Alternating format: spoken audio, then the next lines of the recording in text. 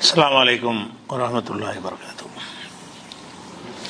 அன்பிற்குரிய சகோதர சகோதரிகளே, திருக்குர்ஆனில் இலக்கிய நயம் என்ற தொடர் நிகழ்ச்சியில் 20ஆம் நாளில் நாம் அமர்ந்திருக்கிறோம்.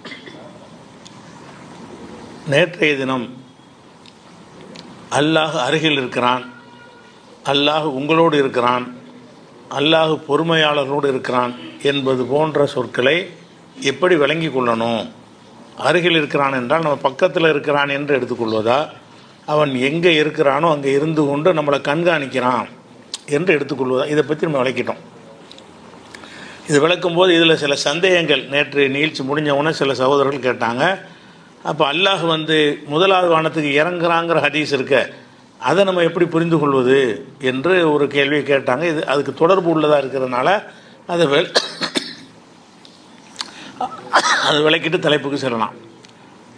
அதாவது ரசூல் ஸல்லல்லாஹு அலைஹி வஸல்லம் சொல்கிறாங்க, என்சில் ரப்புனா தபாரக வ தஆலா, நம்முடைய இறைவன் இறங்குகிறான், குல்ல லைலத்தின் ஒவ்வொரு இரவுலையும் இறங்குகிறான், இல்லை சமாயி துன்யா, துன்யாவுடைய வானம். துன்யாவுடைய வானம்னு சொன்னால் நமக்கு முதல் வானம், மேலேருந்து பார்த்தா கடைசி வானம். அப்போ இங்கேருந்து எது ஃபஸ்ட்டு வானமாக இருக்கிறதோ அதான் துன்யாவுடைய நமக்குரிய வானம். அப்போ அல்லாஹ் என்ன செய்கிறான்டா, ஒவ்வொரு இரவுலையும் துன்யாவுடைய வானத்துக்கு இறங்குகிறான். எது வரைக்கும் என்றால் எப்போ இறங்குறான்னு கேட்டால், ஹீன யப்கா சுலுசுல் லைலில் ஆஹிர், இரவுடைய 3 பாகம் வைத்து அந்த 3வது பாகம் இருக்கும்போது இறங்குறான். இரவை 3 பங்காக வச்சுக்கிறங்க. 3 பங்குனா ஒரு 6 மணிக்கு இரவு ஆரம்பிக்குதுன்னா காலையில் 6 மணிக்கு இரவு முடியுதுன்னு வச்சுக்கிட்டா 12 மணி நேரம், ஒரு 4 மணி நேரம் வச்சுக்கிட்டீங்கன்னு சொன்னால் 6 to 10ங்கிறது அது ஒரு பகுதி. 10லேருந்து ஒரு 2 வரைக்கும் அது ஒரு பகுதி, 2லேருந்து 6 வரைக்கும் உள்ள பகுதி 3வது பகுதி. இரவை 3 பங்காக பிரித்து, துல்லியமாக இல்லை, சீசனில் மாறும். சில நேரத்தில் பகல் ஜாஸ்தியாகும், சில நேரத்தில் இரவு ஜாஸ்தியாகும். உத்தேசமாக எடுத்துக்கிட்டோம்னு சொன்னால் நைட்டு 2 மணி கணக்கு வருது. நம்ம என்னதான் இரவில் 3ல் 1 பங்கு மிச்சம் இருக்கும்போது, அதாவது 3ல் 2 பங்கு முடிந்த பிறகு, இப்போ இரவில் 3ல் 2 பங்கு முடிந்த உடனே அல்லாஹ் என்ன செய்கிறான்டா, ஒவ்வொரு இரவுலையும் இந்த வானத்துக்கு இறங்கி அல்லாஹ் கேட்குறான், என்னிடத்துல யாராவது துவா செய்கிறீங்களா, நான் உங்களுடைய துவாவை ஏற்றுக்கிறேன். என்னிடத்துல யாராவது கேட்கிறீர்களா, நான் அவருக்கு கொடுக்குறேன். யாராவது என்னிடத்துல பாவ மன்னிப்பு தேடுறீங்களா, அவரை மன்னிக்கிறேன். இப்படி அல்லாஹ் சொல்லுவானா, மை எதுவுனி ஃபஸ்தஜிபு லஹு, யார் என்கிட்ட துவா செய்கிறானோ அதை நான் ஏற்றுக்கொள்கிறேன். ஒமை யஸ்அலுனி ஃபஊதிஹி, யார் என்னிடத்துல கேட்கிறானோ அவனுக்கு நான் கொடுக்குறேன். ஒமை யஸ்தக்ஃபிருனி ஃபஅக்ஃபிர் லஹு, யார் என்னிடத்துல பாவ மன்னிப்பு தேடுகிறானோ அவனுடைய பாவத்தை மன்னிக்கிறேன் அப்படின்னு ஒரு ஹதீஸ் இருக்குது. இந்த ஹதீஸை எப்படி புரிஞ்சுக்கிறதுன்னு ஒரு கேட்குறேன். அதே மாதிரி இருக்கிறதுனால, அதாவது அல்லாஹ் அரசியல் இருக்காங்கிறீங்க, இந்த துன்யாவுடைய வானத்துக்கு இறங்குறான்னு வருதுல்ல, உங்களுக்கு நெருக்கமாக இருக்கிறான், உங்களுக்கு பெடரி நரம்பை விட அருகில் இருக்கிறான்னு சொன்னோம்ல, அந்த மாதிரி கருத்துக்கு ஏற்ப இது அமைந்திருக்கிறதுனால இதை பற்றி நீங்கள் விளக்குங்க என்று நேற்று சொன்னார். இந்த ஹதீஸை பற்றி விளக்க சொன்னார், கேட்டாங்க. அதே மாதிரி இதே ஹதீஸ் வேற ஒரு அறிவிப்பில் எப்படி வருதுன்னு கேட்டால், இதா மலா ஷத்ருல் லைலி, இரவுடைய பாதி கிடக்கும்போது, அவு சுலுசாகும், அல்லது 3ல் 2 கிடக்கும்போது பாதிங்கிற கணக்கும் வருது. அதை இரவு 2 பங்காக வச்சு 1 பங்கு கடந்த உடனேன்னு சொன்னால் 6லேருந்து 6 12 மணிக்கு, நைட்டு 12 மணிக்கு எல்லாம் இறங்குறான், அல்லது நைட்டு 2 மணிக்கு இறங்குறான். அந்த 2 கருத்து, இது ரெண்டுமே முஸ்லீமில் இருக்கிறது, இன்னும் பல நூல்களில் இருக்கிறது. இதில் நம்ம என்ன இதுக்கு கடந்த காலத்தில் இந்த ஹதீஸை பற்றி விளக்கியிருக்கிறோம்.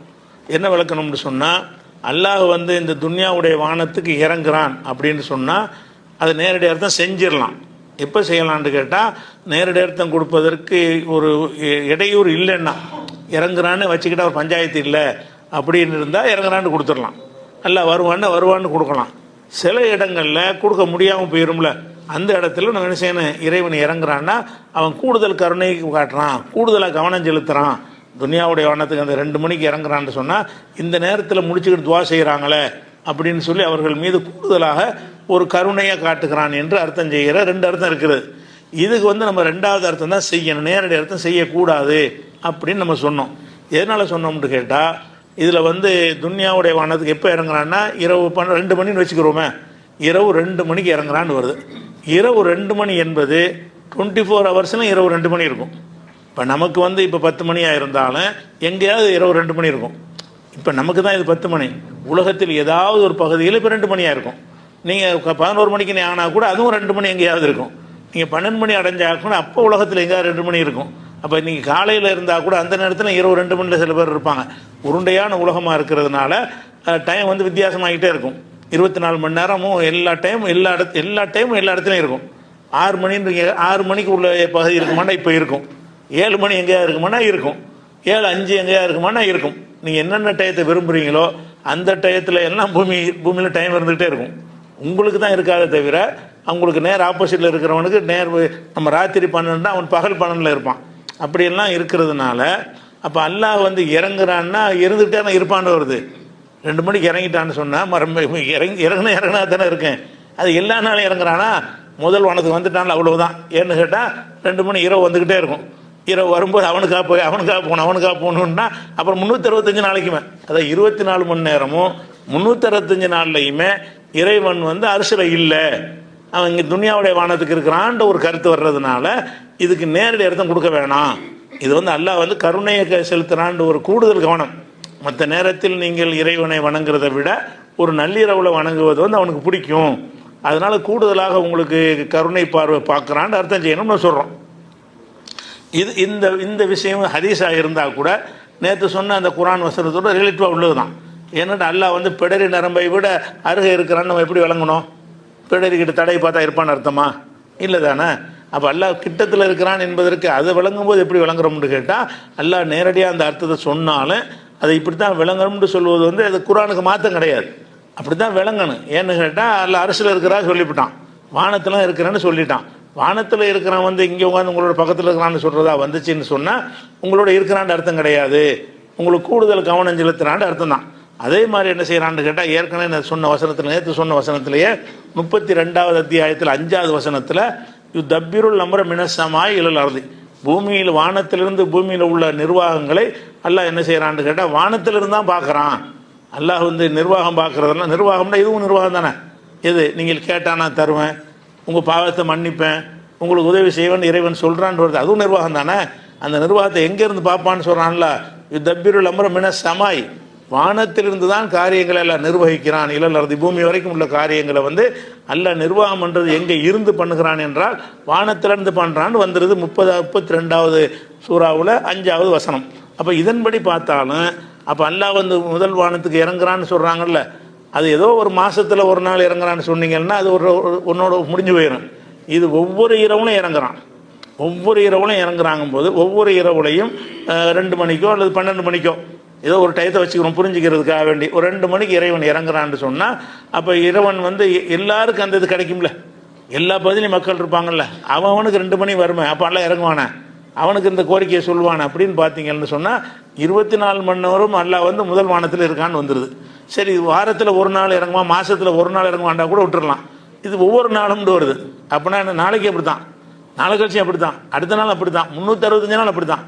365 நாளும் அல்லாஹ் வந்து முதல் வானத்தில் இருக்கிறான். 365 நாளும் 24 மணி நேரமும் அல்லாஹ் முதல் வானத்தில் இருக்கிறான். ஒரு தடவை நமக்கு நேரம் இருக்கிறான், அவனுக்கு நேரம் இருப்பான், அவனுக்கு நேரம் இருப்பான். இப்போ நமக்கு 2 மணி இருக்கும்போது இதுக்கு நேரம் இருப்பான்னு வைங்களேன். அந்த பக்கம் உள்ளவனுக்கு நம்ம நவண்டுட்டோம்னு சொன்னால் அவன் நல்லா நவண்டுக்கிறான். 2 மணி யாருக்கு வருமோ அவனுக்கு போய் இறங்குவான். அப்போ அல்லாஹ் வந்து இறங்கி ஒவ்வொருத்தருக்கும் அந்த 2 மணிக்கு 12 மணிக்கு இறங்குறான் என்று சொல்லும் பொழுது இது வந்து நம்ம இது அந்த நேரடி அர்த்தம் கொடுக்க முடியலை. அல்லாஹ் அவனுக்கு ஒரு இடத்துல இருக்கேன்னு சொல்லும்போது அதை பாதிக்காத வகையில் தான் அந்த அர்த்தம் செய்யணும். இது சொல்லும்போது என்ன செய்வாங்கன்னு கேட்டால், இது வந்து அல்லாஹ் பற்றி எங்களுக்கு புரியவே இல்லை, அல்லாஹ் எப்படிப்பட்டவன், அவன் ஒரே நேரத்தில் எங்கே இருப்பான் அங்கே இருப்பான் அப்படிங்கிற மாதிரி ஒரு பதில் சொல்கிறாங்க. என்ன சொல்கிறாங்க, அல்லாஹ் வந்து ஒரே நேரத்தில் எங்கே இருக்கலாம் அங்கேயும் இருக்கலாம், மனுஷ மாதிரியா பார்க்குறிய அப்படிங்கிறாங்க. அப்படின்னா இது இப்படித்தான் அவனு சொல்கிறான். யார் அத்வைதக்காரன் சொல்லும்போது மட்டும் மறுக்கிறீங்க, அவன் என்ன செய்யறான், தூணில் இருக்கான் துரும்பில் இருக்கான், எப்படி இருப்பான், அங்கே இருப்பான் அங்கே இருப்பான் உனக்குன்னாங்கிறாங்க. அப்போ அது மட்டும் நீங்கள் மறுக்கிறீங்கல்ல. எங்கும் இறைவன் எதிலும் இறைவன் ஒரு கூட்டம் இருக்கிறாங்கல்ல, அந்த கூட்டத்தை எல்லாம் மறுக்கிற ஆளுக்கு வந்து என்ன செய்கிறாங்கன்னா இந்த ஹதீஸுக்கு நம்ம சொல்லும்போது மட்டும் இடக்கு முடக்க அந்த கேள்வி கேட்குறாங்க. அல்லாஹ் பற்றி உங்களுக்கு விளங்கல, அவ்வளோ சக்தி உள்ளவன், ஒரே நேரத்தில் இங்கேயும் இருப்பாங்க, அதாவது முதல் வானத்திலையும் இருப்பானா அதே நேரத்தில் அரசனையும் இருப்பானா, அப்படி முதல் வானத்தில் இருந்து கொண்டு அரசனையும் இருக்க முடியாது, அப்படி முடியாதுங்கிற மாதிரி தானே அல்லாஹ் செட்டப் வச்சிருக்கிறான். அவன் எது வந்து அறிவுக்கு நான் சாத்தியம் இல்லைன்னு ஆக்கி வச்சிருக்கிறானோ அவன் செய்ய மாட்டான். எது சாத்தியம் இல்லைன்னு ஆக்கிட்டானோ உங்களுக்கு அறிவுக்கு தென்படுதில்ல. ஒரு மனுஷன் 2 இடத்துல இருக்க இயலான்னு ஆக்கியிருக்கிறான்ல, எந்த ஒன்றும் ரெண்டு இடத்துல இருக்க முடியாது தானே அப்படின்னு வரும் பொழுது அப்படி இருக்க முடியாதுன்னு ஆக்குனது யாரு? அவன் தானே அந்த விதியை ஏற்படுத்தி இருக்கிறான். அல்லாஹ் ஏற்படுத்தின அந்த விதியா இருக்கிறதுனால அவன் ஒரு ரெண்டு இடத்துல இருப்பான்றது நம்ம நம்பக்கூடாது.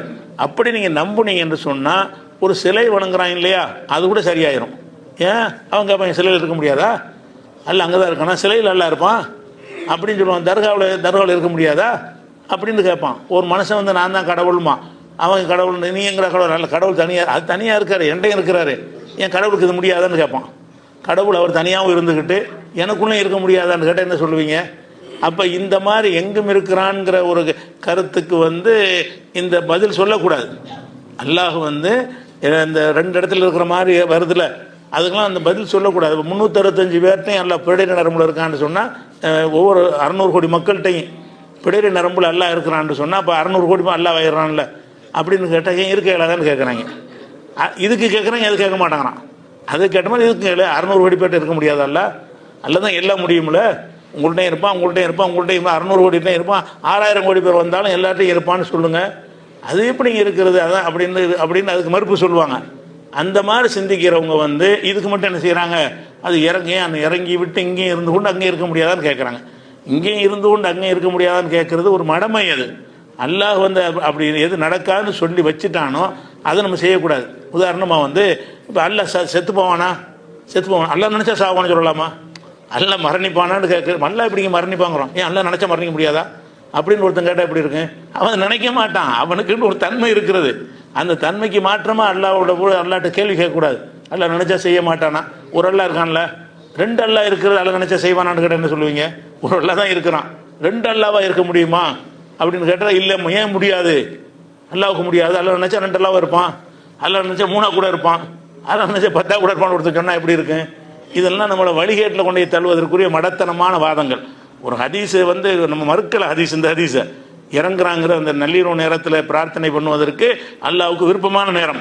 அந்த நேரத்தில் கேட்குறவங்களுக்காக வேண்டி கருணையை அதிகமாக அல்லாஹ் வந்து தர்றான். கருணை அதிகமாக தருவதை இலக்கியமாக அல்லாஹ் சொல்கிறான். நான் உங்களுக்கு இறங்கி வர்றேன்ப்பா. இறங்கி வருதல் என்பது நம்ம பாஷையில் இருக்கா இல்லையா? ரெண்டு பேரும் கொடுக்கல் வாங்கல் பிரச்சனை ஆகிப்போம், சண்டை ஆகிப்போம், சேர மாட்டாங்க. நீங்கள் கொஞ்சம் இறங்கி வாடாங்கிறோம். இறங்கி வாண்டா மாடியிலேருந்து இறங்கி வர்றான்னு அர்த்தமா? இறங்கி வான்னு சொல்கிறீங்க இல்லை, இறங்கி வாண்டா இறங்கி வர்றது கிடையாது. நீ 100 ரூபாங்கிற ஒரு 50 ரூபா ஆக்கிக்க. வியாபாரத்தோட இறங்கி வர சொல்லுமா இல்லையா? ஒரு பொருளுக்கு விலை சொல்கிறான், அவன் 1000 ரூபாங்கிறான், அவன் 1900 ரூபாய்க்கு அவன் கேட்குறான். ரெண்டு பேருக்கு மத்தியில் என்ன செய்வோம்? கொஞ்சம் இறங்கி வான்னு சொல்கிறோம். இறங்கி வான்னு என்ன அர்த்தம்? 1950க்கு சொல்லு, அதானே இறங்குறது. அப்போ இறங்கி வா என்ற வார்த்தைக்கு இறங்கணுன்ற அர்த்தம் கிடையாது, அப்படி இருக்குது.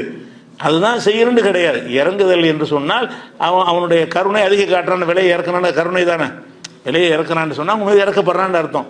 அப்போ இந்த இறங்கி வா என்கிற வார்த்தைக்கு அதைத்தான் செய்யணும் அப்படின்னு வைத்துக்கொண்டு என்ன செய்கிறாங்கன்னா இந்த விளக்கம் கொடுக்கும்போது அது மறுக்கிறாங்க. பாருங்க ஹதீஸ் எப்படிலாம் விளையாடுறாங்க, கிண்டல் பண்ணுறாங்கன்னு நம்மளுக்கு எதிராக என்ன செய்கிறாங்க, இந்த செலஃபுங்கிற ஒரு கூட்டத்தார்கள் வந்து விமர்சனம் பண்ணுறாங்க. அப்போ இதுக்கு அவங்கள்ட்ட இருக்கிற ஒரே பதில் என்னன்னு கேட்டால், ஏன் அல்லாவுக்கு ஏன் முடியாதுங்கிறதான் பதில் என்ன? அல்லாவுக்கு ஏன் முடியாது? இங்கே துன்யாவுடைய வானத்திலையும் எல்லா நாளுமே இருப்பான், அதே நேரத்தில் எல்லா நாளும் அரசியலையும் இருப்பான். 24 ஹவர்ஸ் இங்கேயும் இருப்பான், 24 ஹவர்ஸ் அங்கேயும் இருப்பான். 365 நாளைக்கு இங்கே இருப்பான், 365 நாளைக்கு அங்கேயும் இருப்பாங்கன்னு கேட்டுட்டு அதுக்கு எது ஆதாரம்னு கேட்டால், ஏன் அல்லாவுக்கு முடியாதா? அல்லான்னா யாரும் அல்லாஹ் எதை வேணாலும் செய்கிறவன் தானேன்னா, அல்லாஹ் செய்கிறது தான் செய்வான், செய்யக்கூடாதுலாம் செய்ய மாட்டான். அந்த வாசலை திறந்தீங்கன்னு சொன்னால் எல்லா ஷிர்க்கையும் நியாயப்படுத்திவிடலாம். ஷிர்கை அந்த சிலை வணங்குறவன், அது அவன் சிலையில் இறைவன் இருக்க நினச்சி தானே சொல்கிறான். ஏன்னா நீனே இப்போ தயாரித்த கல்லை வந்துக்கிட்டு நீ போய் கேட்குறன்னா எல்லாம் அதில் இருக்க முடியாதா? அதுக்குள்ளே வந்து எல்லாம் வர முடியாதா அப்படின்னு கேட்டால் என்ன செய்வீங்க? வர்றதுக்கு நீ ஆதாரம் காட்டணும். வர முடியாதான்னு வாசத்தை கேட்கக்கூடாது. அதனால வந்து நம்ம நேற்று சொன்னோம்ல, பிடரி நரம்புக்கு அருகே இருக்கிறான் என்பதை யாருமே என்ன செய்யலை, பிடரி நரம்புக்கு அருகே இருக்கிறான்னு விளங்கவே இல்லை. இந்த சலவைகள் கூட பிடரி நரம்புக்கு அருகில் இருக்கிறான்னு அல்லா இருக்கிற இடம் இதான்னு சொல்லிட்டு காட்டுவாங்களா? அல்ல எங்கே இருக்கான், அந்த இங்கே தான் இருக்கான் அப்படின்னு யாராவது சொல்லுவாங்களா? சொல்ல மாட்டாங்க. அது பிடரி நரம்புனா நெருக்கத்தை சொல்லுதுங்க. மட்டும் வியாக்கியானம் கொடுப்பாங்களா? நெருக்கத்தை சொல்லுதுன்னு அர்த்தம் கொடுப்பாங்களாம். என்ன கொடுக்க மாட்டாங்க? அல்லாஹ் வந்து இறங்குற அருகே ஒட்டிக்கிட்டு இருக்கான், பிடரில் உட்காந்துக்கிட்டு இருக்கிறான் அப்படின்னு அர்த்தம் கொடுக்க மாட்டேங்கிறாங்க. ஏன் கொடுக்க மாட்டேங்கிற? அது அல்லாவுடைய தன்மைக்கு மாற்றம். அப்படி கொடுத்தோம்னு சொன்னால் அல்லாவுக்கு கொண்டு உள்ள சிவத்துக்கு அது மாற்றம்ங்கிற கொடுக்க மாட்டேங்கிறீங்கல்ல. அதே தான் இங்கேயும் அல்லாஹ் வந்து பல அல்லாஹ் ஆயிடுவான். நீங்கள் சொல்கிற மாதிரி அல்லாவுக்கு முடியாதான்னு கேட்டீங்கன்னு சொன்னால் எல்லாத்தையும் அல்லாஹ்லான்ட்டு போயிடலாம். அப்போ அல்லாங்கிற அந்த ஏகத்துவங்கிறத குழி தோண்டி புதைக்கக்கூடிய ஒரு சித்தாந்தமாக வந்துருங்கிறதுனால தான் இந்த ஒரு வியாக்கியானத்தை நம்ம கொடுக்குறோம். அது ஒரு விஷயம். அது மாதிரி அல்லாஹ் அவங்களோட அல்லாஹ் இருக்கிறான், இவங்களோட அல்லாஹ் இருக்கான்லாம் வந்து இப்போ நேற்றுக்கு சொல்லம்ல, பொறுமையாளர்களோடு அல்லாஹ் இருக்கிறான், மூமின்களோடு இருக்கிறான். அதுக்கு அதே மாதிரி அர்த்தம் தானே செய்யணும். எப்படி செய்யணும்? அவங்களோட தான் இருந்துக்கிட்டு இருக்கிறான், ஏன் இருக்க முடியாதா? பொறுமையாளர்களோடு அல்லாஹ் இருக்க முடியாதான்னு ஒருத்தன் கேட்டால் என்ன செய்வீங்க? இருக்க முடியாதுடா, அவன் இருக்கிற இடம் ஒன்று இருக்குது, இங்கே கண்காணித்து தான் செய்வானே தவிர 1000 பொறுமையாளர் இருந்து 1000 பேர்ட்டையும் அவன் அல்லாஹ் வந்து இருப்பானா அப்படின்னு சொல்லும்போது இந்த கருத்தை அவங்களும் ஏற்றுக்கிறாங்க. ஆமாம், பொறுமையாளர்களோடு இருக்கிறான் என்றால் இதான் அர்த்தம் என்று அவங்களும் ஒத்துக்கிறாங்க. பொறுமையாக இருக்கவனா இல்லை, அல்லாஹ் கண்காணிக்கிறான், பொறுமையாளர்களுக்கு கூடுதலாக கருணை காட்டுறாங்கிற அர்த்தம் தான் செய்யணும்னு ஒத்துக்கிறாங்க. அதெல்லாம் ஒத்துக்கிட்டு இந்த ஹதீஸுக்கு இந்த விளக்கத்தை சொல்லும்போது மாத்திரம் ஏன் இருக்க முடியாது, ஏன் இருக்க முடியாதுன்னு கேட்டாங்கன்னா அதுக்கு இதே சொல்லுங்கள். அந்த விஷயத்துக்கு பிடைகள் இருக்கிறதுக்கு என்ன செஞ்சிருங்க? இருப்பான், பிடைகள் இருக்க முடியும். நல்லா நினச்சா என்ன செய்வான்? பிடைகளையும் இருப்பான், அரசுலையும் இருப்பான். ஏன் பிடைகள் இருப்பான்? உங்கள் பிடைகளையும் இருப்பான். ஏன்னா நல்லா நினச்சா முடியாதா? எல்லாம் நினச்சா முடியாதாங்கிறது மாதிரி ஒரு மடத்தான மாதம் கிடையாது. நிறைய இடத்துல இந்த மாதிரி வழிகேட்டவர்கள் என்ன செய்வாங்கன்னா அல்லாவுக்கு முடியாதா அப்படிங்கிற மாதிரி என்ன செய்வாங்க, ஒரு இதை சொல்லிடுவாங்க. அது ஒரு சிதை வழங்கிக்கணும். அடுத்ததாக வந்து இந்த நேரடி அர்த்தத்தில் உள்ளதில் 2 அர்த்தம் உள்ள சில சொற்கள் வந்து பயன்படுத்தப்பட்டுச்சுன்னா யாருக்கு பயன்படுத்தப்படுதுன்னு பார்க்கணும். அதுக்கு தகுந்தவாறு தான் அதுக்கு அர்த்தம் கொடுக்கணும். ஒரு நபருக்கோ ஒரு நபிக்கோ ஒரு அல்லாவுக்கோ ஒரு சொல்ல அல்லாஹ் பயன்படுத்துகிறோம், அதுக்கு 2 அர்த்தம் உள்ள சொல்லாக இருக்குது. அந்த 2 அர்த்தம் உள்ள சொல்லில் வந்து ஒரு அர்த்தத்தை கொடுத்தோம்னா அந்த தன்மைக்கு மாற்றமாக இருக்குது, அவங்களுடைய தகுதிக்கு குறைவாக இருக்குது. இன்னொரு அர்த்தம் கொடுத்தோம்னு சொன்னால் அது சரியானதாக இருக்குது அப்படின்னு இருக்குமே. ஆனால் நம்ம என்ன செய்யுது, அந்த அந்த வழக்கமாக அதிகமாக பயன்படுத்துகிற அந்த அர்த்தத்தை தூக்கி எறிஞ்சிட்டு இல்லை நபிக்கு சொல்கிறதுனால இந்த அர்த்தம் தான் கொடுக்கணும், அல்லது அல்லாவுக்கு சொல்கிறதுனால இந்த அர்த்தம் தான் கொடுக்கணும்னு மாத்திரம். இது நிறைய உதாரணங்கள் முன்னாடி சொல்லியாச்சு. அந்த மாதிரி ஒரு விஷயம் என்னன்னு கேட்டால், இது யஹ்யா நபியை பற்றி சொல்லக்கூடிய ஒரு வசனம் 3வது சூறாவில் 39வது வசனம். யஹ்யா நபி யாருன்னு கேட்டால் ஜக்கரியா நபியுடைய மகன்.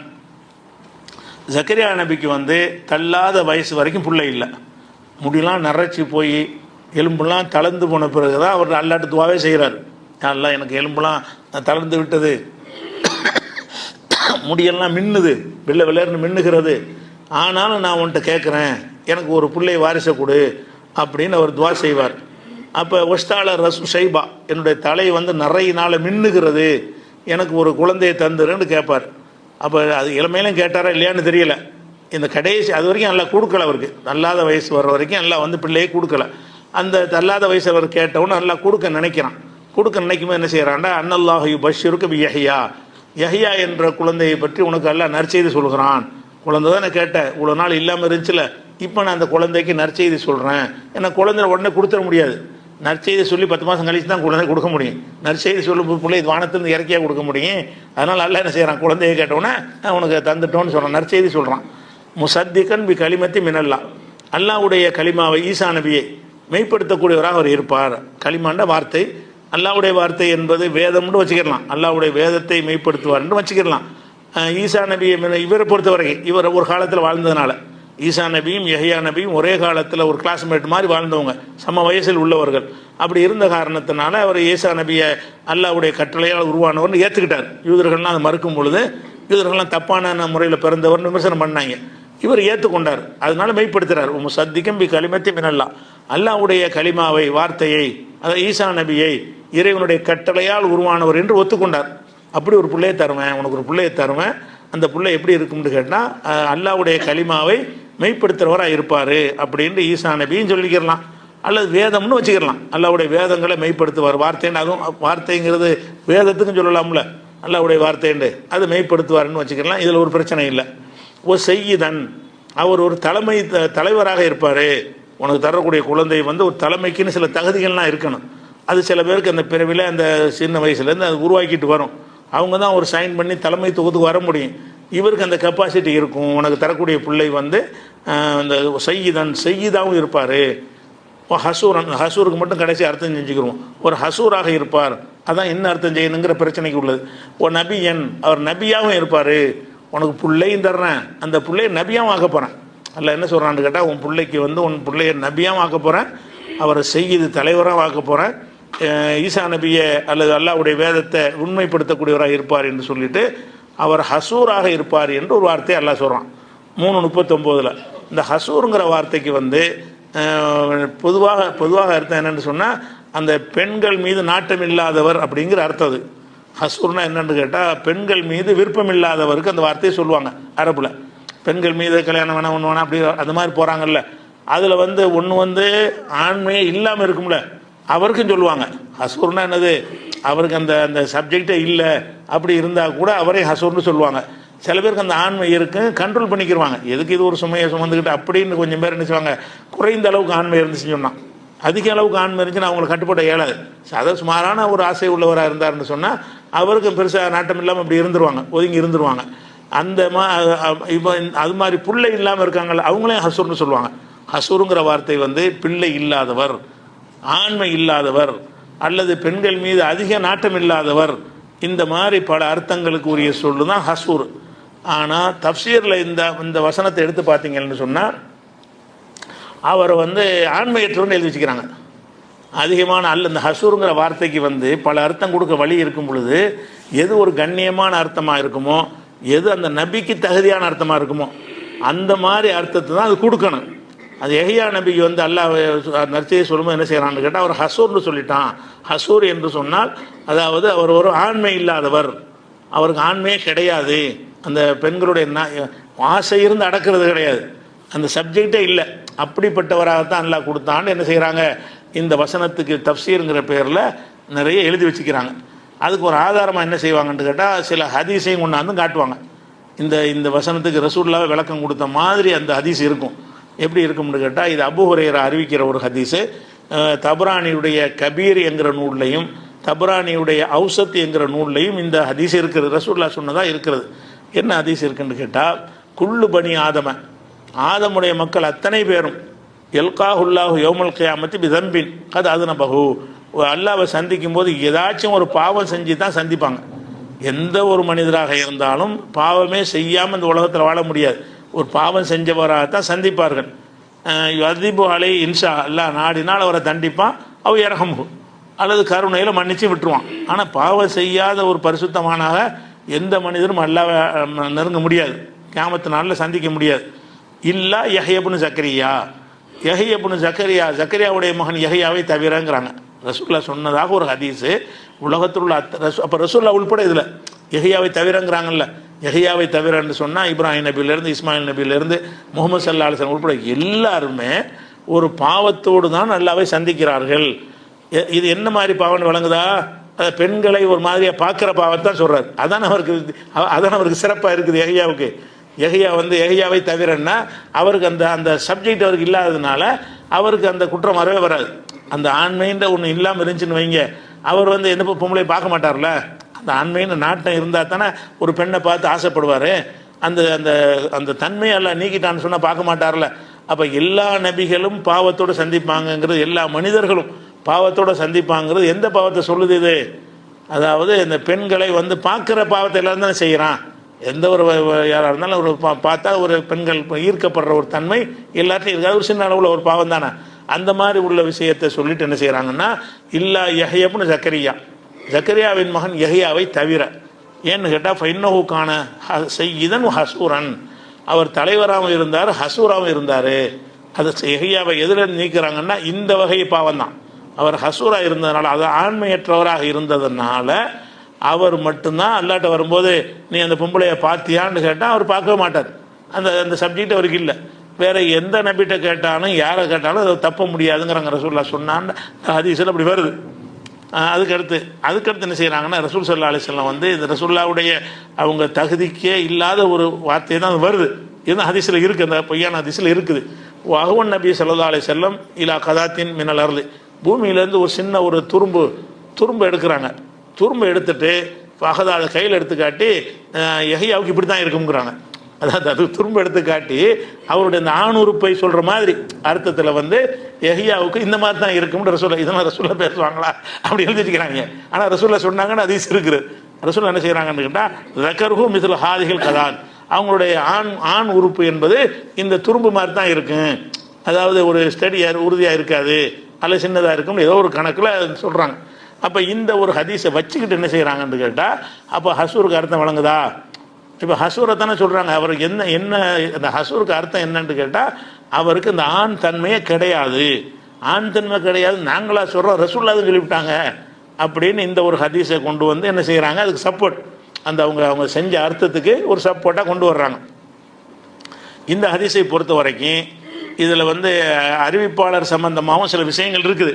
அதை பார்த்துட்டு கருத்தடிப்படையில் நம்ம நிறைய மறுப்பு சொல்லலாம். இது வந்து அவதூறு இட்டுக்கட்டப்பட்ட செய்திங்கிறதுக்கு வந்து எத்தனை வசனங்களுக்கு மாற்றமாக இது இருக்குது அப்படிங்கிறத ரெண்டாவது சொல்கிற போது, இந்த செய்தியை பொறுத்த வரைக்கும் இது அறிவிக்கிற ஆள் யாருன்னு கேட்டால் ஹஜ்ஜாஜ் இப்னு சுலைமான் என்பவர் வழியாக இது அறிவிக்கப்படுகிறது. இந்த ஹஜ்ஜாஜ் இப்னு சுலைமானுடைய வேலை என்னென்னு கேட்டால் இவனு சொல்கிறாங்க ஹதீஸி மனாக்கீர், இவர் இது முன்கர் நிராகரிக்கிற ஹதீஸையாக நிறைய அறிவிப்பார். பார்க்கும்போது இது ஹதீஸா இருக்காதுன்னு தெரிகிற மாதிரி ஹதீஸாக இருக்கும். அந்த மாதிரி ஹதீஸை அறிவித்தவர் இவர். இது ஒன்று மட்டும் இல்லை, இவர் அறிவிக்கிற பல விஷயங்கள் இப்படி இருக்கும். இப்படியுமா ரசூலுல்லாஹ் சொல்லுவாங்கன்னு நினைக்கிறீல்ல, அந்த மாதிரி ஹதீஸ் இவருடைய ஹதீஸுகளில் இருக்கிறது. அபூ ஸுரா சொல்கிறாங்க முன்கருள் ஹதீஸ், இவருடைய ஹதீஸ் வந்து முன்கர் நிராகரிக்கப்படுற ஹதீஸாக இருக்கும். ஏன்னா இந்த மாதிரி அதாவது குரானுக்கு மாற்றம், ஆதாரப்பூர்வமான செய்திக்கு மாற்றமாக சொல்கிறது தான் முன்கருப்பாங்க. முன்கர் நிராகரிக்கப்படுறன்னு எதை சொல்லுவாங்கன்னு கேட்டால், குரானுக்கு மாற்றமாக சொன்னாருண்டா அது நிராகரிக்கப்படுறவர். அது வலுவான செய்திக்கு மாற்றமாக சொன்னால் அவரை முன்கரும்பாங்க. அதே மாதிரி வந்து இவர் வந்து லைஸ் என்பவர் வழியாக நிறைய இந்த மாதிரி நிராகரிக்கிற ஹதீஸில் அறிவித்திருக்கிறார் என்று இப்னு அதிங்கிறவர் எழுதுறார். லைஸ்ன்னு ஒரு ஆள் வழியாக அவர் அறிவிப்பார். அந்த செய்தி பூரா ஒரு போக்காக தான் இருக்கும். இந்த ஹதீஸும் லைஸிட்டு தான் அறிவிக்கிறார். எந்த ஹதீஸ் பேசிக்கிட்டு இருக்கிறோமோ இந்த ஹதீஸு லைஸ் என்பவர் வழியாகத்தான் அறிவிக்கிறார். இவர் யார்கிட்ட கேட்குறாருன்னா லைஸ்கிட்ட கேட்டான்னு வருது. லைஸ் பேரை சொல்லிட்டாலே முடிஞ்சிடனா கட்டுவாக இட்டு கட்டியிருப்பார் இவர். லைஸ் பேரை பயன்படுத்தி நிறைய முன்கரான ஹதீஸ்களை அறிவித்தார்னு வர்றதுனால இது வந்து இந்த விஷயத்தில் வந்து சரியில்லை, ஹதீஸ் சனதில் சரியில்லை. அதே நேரத்தில் வந்து இன்னொரு விஷயம் என்னென்னு கேட்டால், எல்லா நபிமார்களையும் ஒழுக்கமற்றவர்களாக இது சொல்லுதா இல்லையா? அதாவது பெண் சம்பந்தப்பட்ட விஷயங்கள் வேறு வேறு பாவங்கள் செஞ்சாங்கன்னா எல்லாம் செஞ்சுருப்பாங்க. ரசூலுல்லாஹ் கோவப்பட்டிருக்கிறாங்க, ஒரு அதெல்லாம் பாவம் தான். நல்லாட்ட ஒரு குருடர் வரும்போது கோவப்பட்டு அந்த மாதிரி தப்புகள் செய்வாங்க. ஆனால் அல்லாஹ்வுடைய இறை தூதர்கள் வந்து எந்த நபியாக இருந்தாலும் இதில் வந்து தப்பிச்சதே கிடையாதுங்கிற அளவுக்கு சொல்லும் பொழுது, அது யஹ்யா ஒரு ஆள் தான் தப்பிச்சாலும் சொல்லும் பொழுது மற்ற நபிமார்களை ஒரு மட்டப்படுத்துகிற மாதிரி இந்த ஹதீஸ் இருக்கிறது. அதுவும் என்ன செய்கிறாங்கன்னா, அறிஞர்களை எடுத்துக்கிட்டிங்கன்னு சொன்னால், அறிஞர்கள்னா சஹாபாக்கள், தாபியன்கள், அந்த அறிஞர்கள், அதாவது ஆரம்ப காலத்து அறிஞர் இருக்காங்கல்ல, அவங்கள எடுத்துக்கிட்டிங்கன்னா இப்னு மசூது, இப்னு அப்பாஸு, இவங்க ரெண்டு பேரும் சஹாபிகள். முஜாஹிது இவர்லாம் தாபி. முஜாஹிது, இக்ரிமா, சயீத் இப்னு ஜுபைர், அபு ஷஹதா, அத்தியத்துல் ஊஃபி, இவங்க எல்லாருமே என்ன செய்கிறாங்கன்னு கேட்டால், அல்லது லா யாத்தின் நிசா, பெண்களோடு உறவு கொள்ளாத ஒருவர் அப்படின்னு அவங்க விளக்கம் சொல்கிறாங்க. அதே மாதிரி அபுல் ஆலியா, ரபீபுன் அனஸ், இந்த ரெண்டு பேரும் சொல்கிறாங்க ஹுவல்லதி லா யூலதுலஹு, யாருக்கு புள்ள பிறக்காதோ அவர், மலடர்னு வச்சுக்கிடலாம், ஆண்மையற்றம்னு வச்சுக்கிடலாம், அவர் மலட்டுத்தன்மை உள்ளவர் அப்படின்றாங்க. அதுக்கடுத்து வந்து லஹாக்குங்கிறவர் சொல்கிறாரு ஹுவல்லதி லா வலதலஹு லா மா அலஹு, யாருக்கு வந்து இந்திரியம் வெளிப்படவே செய்யாதோ அப்படிப்பட்ட ஒரு ஆள் தான் ஹசூர் அப்படின்னு சொல்லி, இந்த ஹசூருக்கு என்ன அர்த்தம்னு சொல்லி அவர் சொன்னார், இவர் சொன்னார்னு தஃப்சீரில் கொண்டாந்து போடுறாங்க. இந்த ஹதீஸையும் போடுறாங்க. இந்த ஹதீஸையும் போட்டுட்டு அறிஞர்களும் இப்படி தான் சொல்லியிருக்கிறாங்க. எல்லா அறிஞர் என்ன செய்கிறாங்கன்னா, யஹ்யா நபி வந்து ஒரு ஆண்மை இல்லாதவராக இருந்தார். ஆண்மைன்னா அந்த இந்திரியம் வெளிப்படாதவராக இருந்தாருங்கிற அளவுக்கு அந்த மாதிரி இருந்தாருங்கிற மாதிரி என்ன செய்கிறாங்கன்னா சொல்கிறாங்க. அதே மாதிரி இப்னு கசீரில் ஒரு சனதோடு உள்ள ஒரு செய்தியை ஒன்று போடுவாங்க. அது என்ன, இப்னு அப்பாஸ் சொன்னதாக உள்ள செய்தி, ரசூலுல்லாஹ் சொன்னதாக இல்லை, இப்னு அப்பாஸ் சொன்னதாக வருகிறது. அல்லது லா என்சிலுல் மா, அதாவது யாருக்கு விந்து வெளிப்படாதோ அப்படிப்பட்டவர் தான் ஹசூரு. ஹசூருக்கு அர்த்தம் என்னன்னு இப்னு அப்பாஸ் சொல்கிறார். ஹசூருங்கிற வார்த்தையை சொன்னாலும் என்ன அர்த்தம்னு கேட்டால், ஆண்மையே இல்லாதவர், அதான் அர்த்தம்னு இப்னு அப்பாஸ் சொன்னதாக ஒரு ஹதீஸு இப்னு அபி ஹாத்தம்ங்கிற நூலில் இருக்கிறது. ஆனால் இது அறிவிக்கிறவர் காபூஸ் என்கிற ஒரு ஆள் அறிவிக்கிறாரு. இந்த காபூஸை பற்றி அஹ்மது இப்னு ஹம்பல் சொல்லும்போது லைஸபி தாக்க, இவர் கணக்கில் எடுத்துக்கிற கூடாத ஒரு ஆள் அப்படிங்கிறாங்க. யஹ்யா இப்னு மாயின் சொல்கிறாங்க லைஃபுல் ஹதீஸ், இவருடைய ஹதீஸ் வந்து பலவீனமானது அப்படிங்கிறாங்க. அபு ஹாத்தம் சொல்கிறாரு வலா யுஹ்தஜ் பிஹி, இவர் ஒரு ஆதாரமாக, இவர் சொல்ல ஒரு செய்தி எடுத்து ஆதாரமாக பேசிடக்கூடாது. நசை சொல்கிறாரு லைசபில் கவி, இவர் பலவான ஆள் கிடையாது, லைஃபுன் பலவீனமான ஒரு ஆள். அதுக்கப்புறம் வந்து இப்னு சாது சொல்கிறாரு ஃபீஹில் ஓஃபன், இவர்கிட்ட பலவீனம் இருக்கிறது, வலா யுஹ்தஜ் பிஹி, இவர் ஆதாரமாக எடுத்துக்கொள்ளவே கூடாது. சாஜிங்கிறவர் சொல்கிறாரு லைசபி சபத்தின், இவர் உறுதியான ஒரு ஆள் கிடையாது. யு கத்திம் அலியன் அலா உஸ்மான், அலி வந்து உஸ்மானை விட மேலானவர், அவர் அலிக்கு ரொம்ப முட்டு கொடுக்குறவராக இருந்தார் என்று ஒன்று சேர்த்துட்டாங்க. அது மாத்திரம் இல்லாமல் இப்னு அபி லைலான்னு ஒரு நீதிபதி காலி இருந்தார். அவர்கிட்ட ஒரு வழக்கு வரும்போது இவர் சாட்சியாக வர்றார். யார்? நான் காபூசங்கிற ஆள். சாட்சியாக வரும்போது பார்த்தா இவர் பொய் சாட்சி சொல்கிறார். அதை கண்டுபிடிச்சிட்டார் நீதிபதி. கண்டுபிடிச்சிட்டு பொய் சாட்சி சொன்னது அடி கொடுக்க சொன்னார். பொய் சாட்சி சொன்னதுக்காக அடி வாங்கின ஆள் யார்? இந்த காபூஸுங்கிறாள். அவர் பொய் சாட்சி சொல்கிறாள், பொய்யை ஹதீஸ் சொல்ல மாட்டாரா? சாட்சி பொய், ஒரு 2 பேர் சம்மந்தப்பட்ட விஷயத்தில் அது வழியே வந்து பொய்யாக சாட்சி சொல்கிறாரு. அவர் சொல்கிற பொய் எப்படி உண்மையாச்சுன்னு தெரியல, ஆனால் தெரிஞ்சிருக்கிறாங்க. இது எப்படி கண்டுபிடிச்சாங்கன்னு தெரியல. ஆனால் பொய் சாட்சி சொன்னது தெரிஞ்ச பிறகு என்ன செஞ்சார்னா, அந்த இப்னு அபீ லைலாங்கிற ஒரு நீதிபதி வந்து அவருக்கு வந்து அடி கொடுங்க, பொய் சாட்சி சொல்லிட்டாரு அப்படின்னு இருக்கிறாங்க. அப்போ பொய்யாக சாட்சி சொன்னவர் இந்த மாதிரி தகுதியில் உள்ள ஒரு ஆள் தான் இதை வந்து அறிவிக்கிறார். அதே மாதிரி வந்து தாரகுத்தினியும் இவர் வந்து பலவீனமானன்னு சொல்கிறார். இப்னு ஹிப்பான் சொல்கிறாரு, காண ரதியல் ஹிஃப்லி, இவர் நினைவாற்றலில் படு மோசமான ஆள். என்பரித நபி விமால அசலகு, அடிப்படை இல்லாத விஷயங்களெல்லாம் அவர் வாப்பா பேரை பயன்படுத்தி அறிவிப்பார். அதே மாதிரி எல்லாம் அவர் மேலே ஒரு கூரை இருக்குங்கிற இந்த மாதிரி இருக்குது. இந்த மாதிரி ஆட்கள் தான் என்ன செய்கிறாங்கன்னா, இப்னு அப்பாஸ் சொன்னதாக உள்ள, இது கூட ரசூலுல்லாஹ் சொன்னதில்லை, இப்னு அப்பாஸ் தான் அந்த ஹஸ்ருக்கு அர்த்தம் செய்கிறார். அந்த இப்னு அப்பாஸ் சொன்னதாக ஆத்தன்டிக்காக இருக்குன்னா இல்லை, இது முதல் சொன்னது ரசூலுல்லாஹ் பேரை பயன்படுத்தி. இந்த செய்தி வந்து ரசூலுல்லாஹ் சொன்னது கிடையாது. ஹசூருக்கு அர்த்தம் சொல்கிறது யார்? இப்னு அப்பாஸ். இப்னு அப்பாஸ் இந்த அர்த்தத்தை சொல்கிறார். அப்படி சொன்னாரான்னு கேட்டால் கிடையாது. அவர் சொன்னதாக சொல்கிற செய்தியே தப்பு. இப்னு அப்பாஸ் அந்த அர்த்தத்தை சொல்லலைங்கிறாங்க. மீதி உள்ளதெல்லாம் அந்த தஃப்சீரில் வந்து அவர் சொன்னார், இவர் சொன்னான்னு போடுறாங்களே, அதுக்கு சனதெல்லாம் காட்டலை. முஜாஹிது சொன்னார், இப்னு மசூத் சொன்னார், மொட்டையாக சொல்கிறாங்களே தவிர சனதோட செய்தி அது கிடையாது. அப்போ அந்த வகையில் பார்க்கும்போது இது நபிக்கு வந்து அது ஒரு விஷயங்கள்.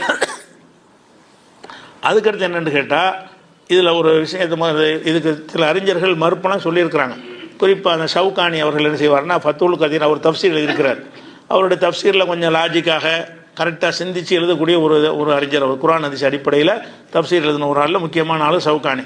அவர் என்ன செய்கிறாருன்னு கேட்டால், இது வந்து ஜக்கரியா நபிக்கு வந்து பாராட்டும் விதமாகத்தான் அல்ல அதை சொல்கிறான். ஒரு பிள்ளையை கொடுக்கும்போது தலைவரான புள்ள, நபியான புள்ளன்னு சொல்லும் பொழுது பெட்டையான புள்ளன்னு யாராவது சொல்லுவாங்களா? அவருக்கு ஒரு அந்தஸ்து, அவரை புகழ்ந்து சொல்லக்கூடிய ஒரு அந்தஸ்தில் நற்செய்திங்கிறது என்ன?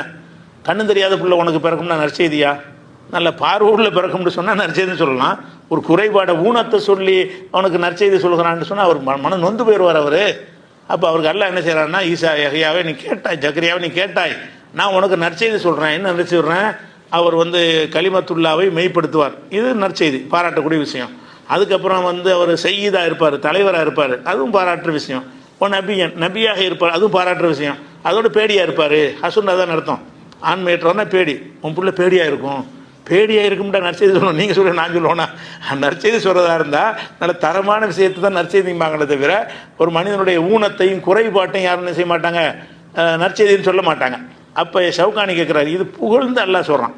இது வந்து அவருக்கு ஈசா ஜக்கரியா நபிக்கு வந்து இந்த பிள்ளையை கொடுத்ததை வந்து எப்படிப்பட்ட பிள்ளை, சிறந்த ஒரு பிள்ளை உனக்கு தந்திருக்கிறோம் அப்படிங்கிறதுக்காக சொல்லும் பொழுது இது எப்படி வந்து இது அவருக்கு தகுதியானதாக இருக்கும் அப்படின்னு சொல்கிறார். அது போக அவர் என்ன கேட்குறாருன்னா, ஒருத்தருக்கு அல்லாஹ் வந்து ஆண்மையே கொடுக்கல, அவர் பெண்கள் நாட்டம் இல்லாமல் இருந்துட்டார். அது பெரிய பாராட்டுக்குரியதா? எல்லாரும் இப்படி தானே இருப்பான். இது நபியாருக்கு தேவையில்லையே. ஒருவன் அந்த மாதிரி எல்லாம் படைச்சுட்டான்னு சொன்னா, கண்ணே தெரியாமல் படைச்சிட்டான்னா, நான் எந்த பெண்ணையும் பார்த்தது இல்லைன்னு எவனா சொன்னா என்ன அர்த்தம்? நான் பார்க்க இயலாத உனக்கு கண்ணு உனக்கு தெரியாது. கண்ணு தெரியாத ஒருத்தன் யாரையும் பார்க்கலன்னு அது பெருமையா? இருந்து பார்க்காம இருந்தால் தான் பெருமை. கண்ணு இருக்கணும், இருந்து கொண்டு அதை கண்ட்ரோல் பண்ணி நான் தப்பானது பார்க்க மாட்டேன்னா அது அவனுடைய பெருமைன்னு சொல்லலாம். பிறவிலே கண்ணு குருடாக இருக்கிற ஒருத்தன் வந்துக்கிட்டு ஊமையாக இருக்கிறவன் பொய்யே பேசுனதில்லை இவர் அப்படின்னு சொன்னால் எப்படி இருக்கு? ஒரு ஆள் சரியான ஊமை, அவன் என்ன செய்வான், இவர் பொய்யை பேசுனதில்லை, இப்படிடா பேசுவார், உண்மையும் பேச மாட்டார். அவர் ஊமையாக இருந்தால் உண்மையும் பேச மாட்டார், பொய்யும் பேச மாட்டார். அப்போ ஒரு விஷயத்துக்கு இவர் வந்து ஆண்மையற்றவராக இருந்தார்னு சொன்னால் இது ஒரு கட்டுப்பாடு உள்ளவர், இது ஒரு உயர்ந்த தரத்தில் உள்ளதுன்னு பேச இயலாது. இது எல்லாரும் அப்படி தான் இருப்பாங்க. ஆண்மை இல்லாமல் இருந்தார்கள் என்று சொன்னால் அவர்களால் அந்த ஆண்மை சம்பந்தப்பட்ட ஒரு விஷயத்தில் நாட்டம் இல்லாமல் தான் இருப்பார்கள். அப்படிங்கிறதுனால இந்த விஷயம் வந்து இது தப்பு, இந்த மாதிரி விளக்கம் கொடுக்கறது வந்து தப்புன்னு அவரும் கூட மறுக்கிறார்.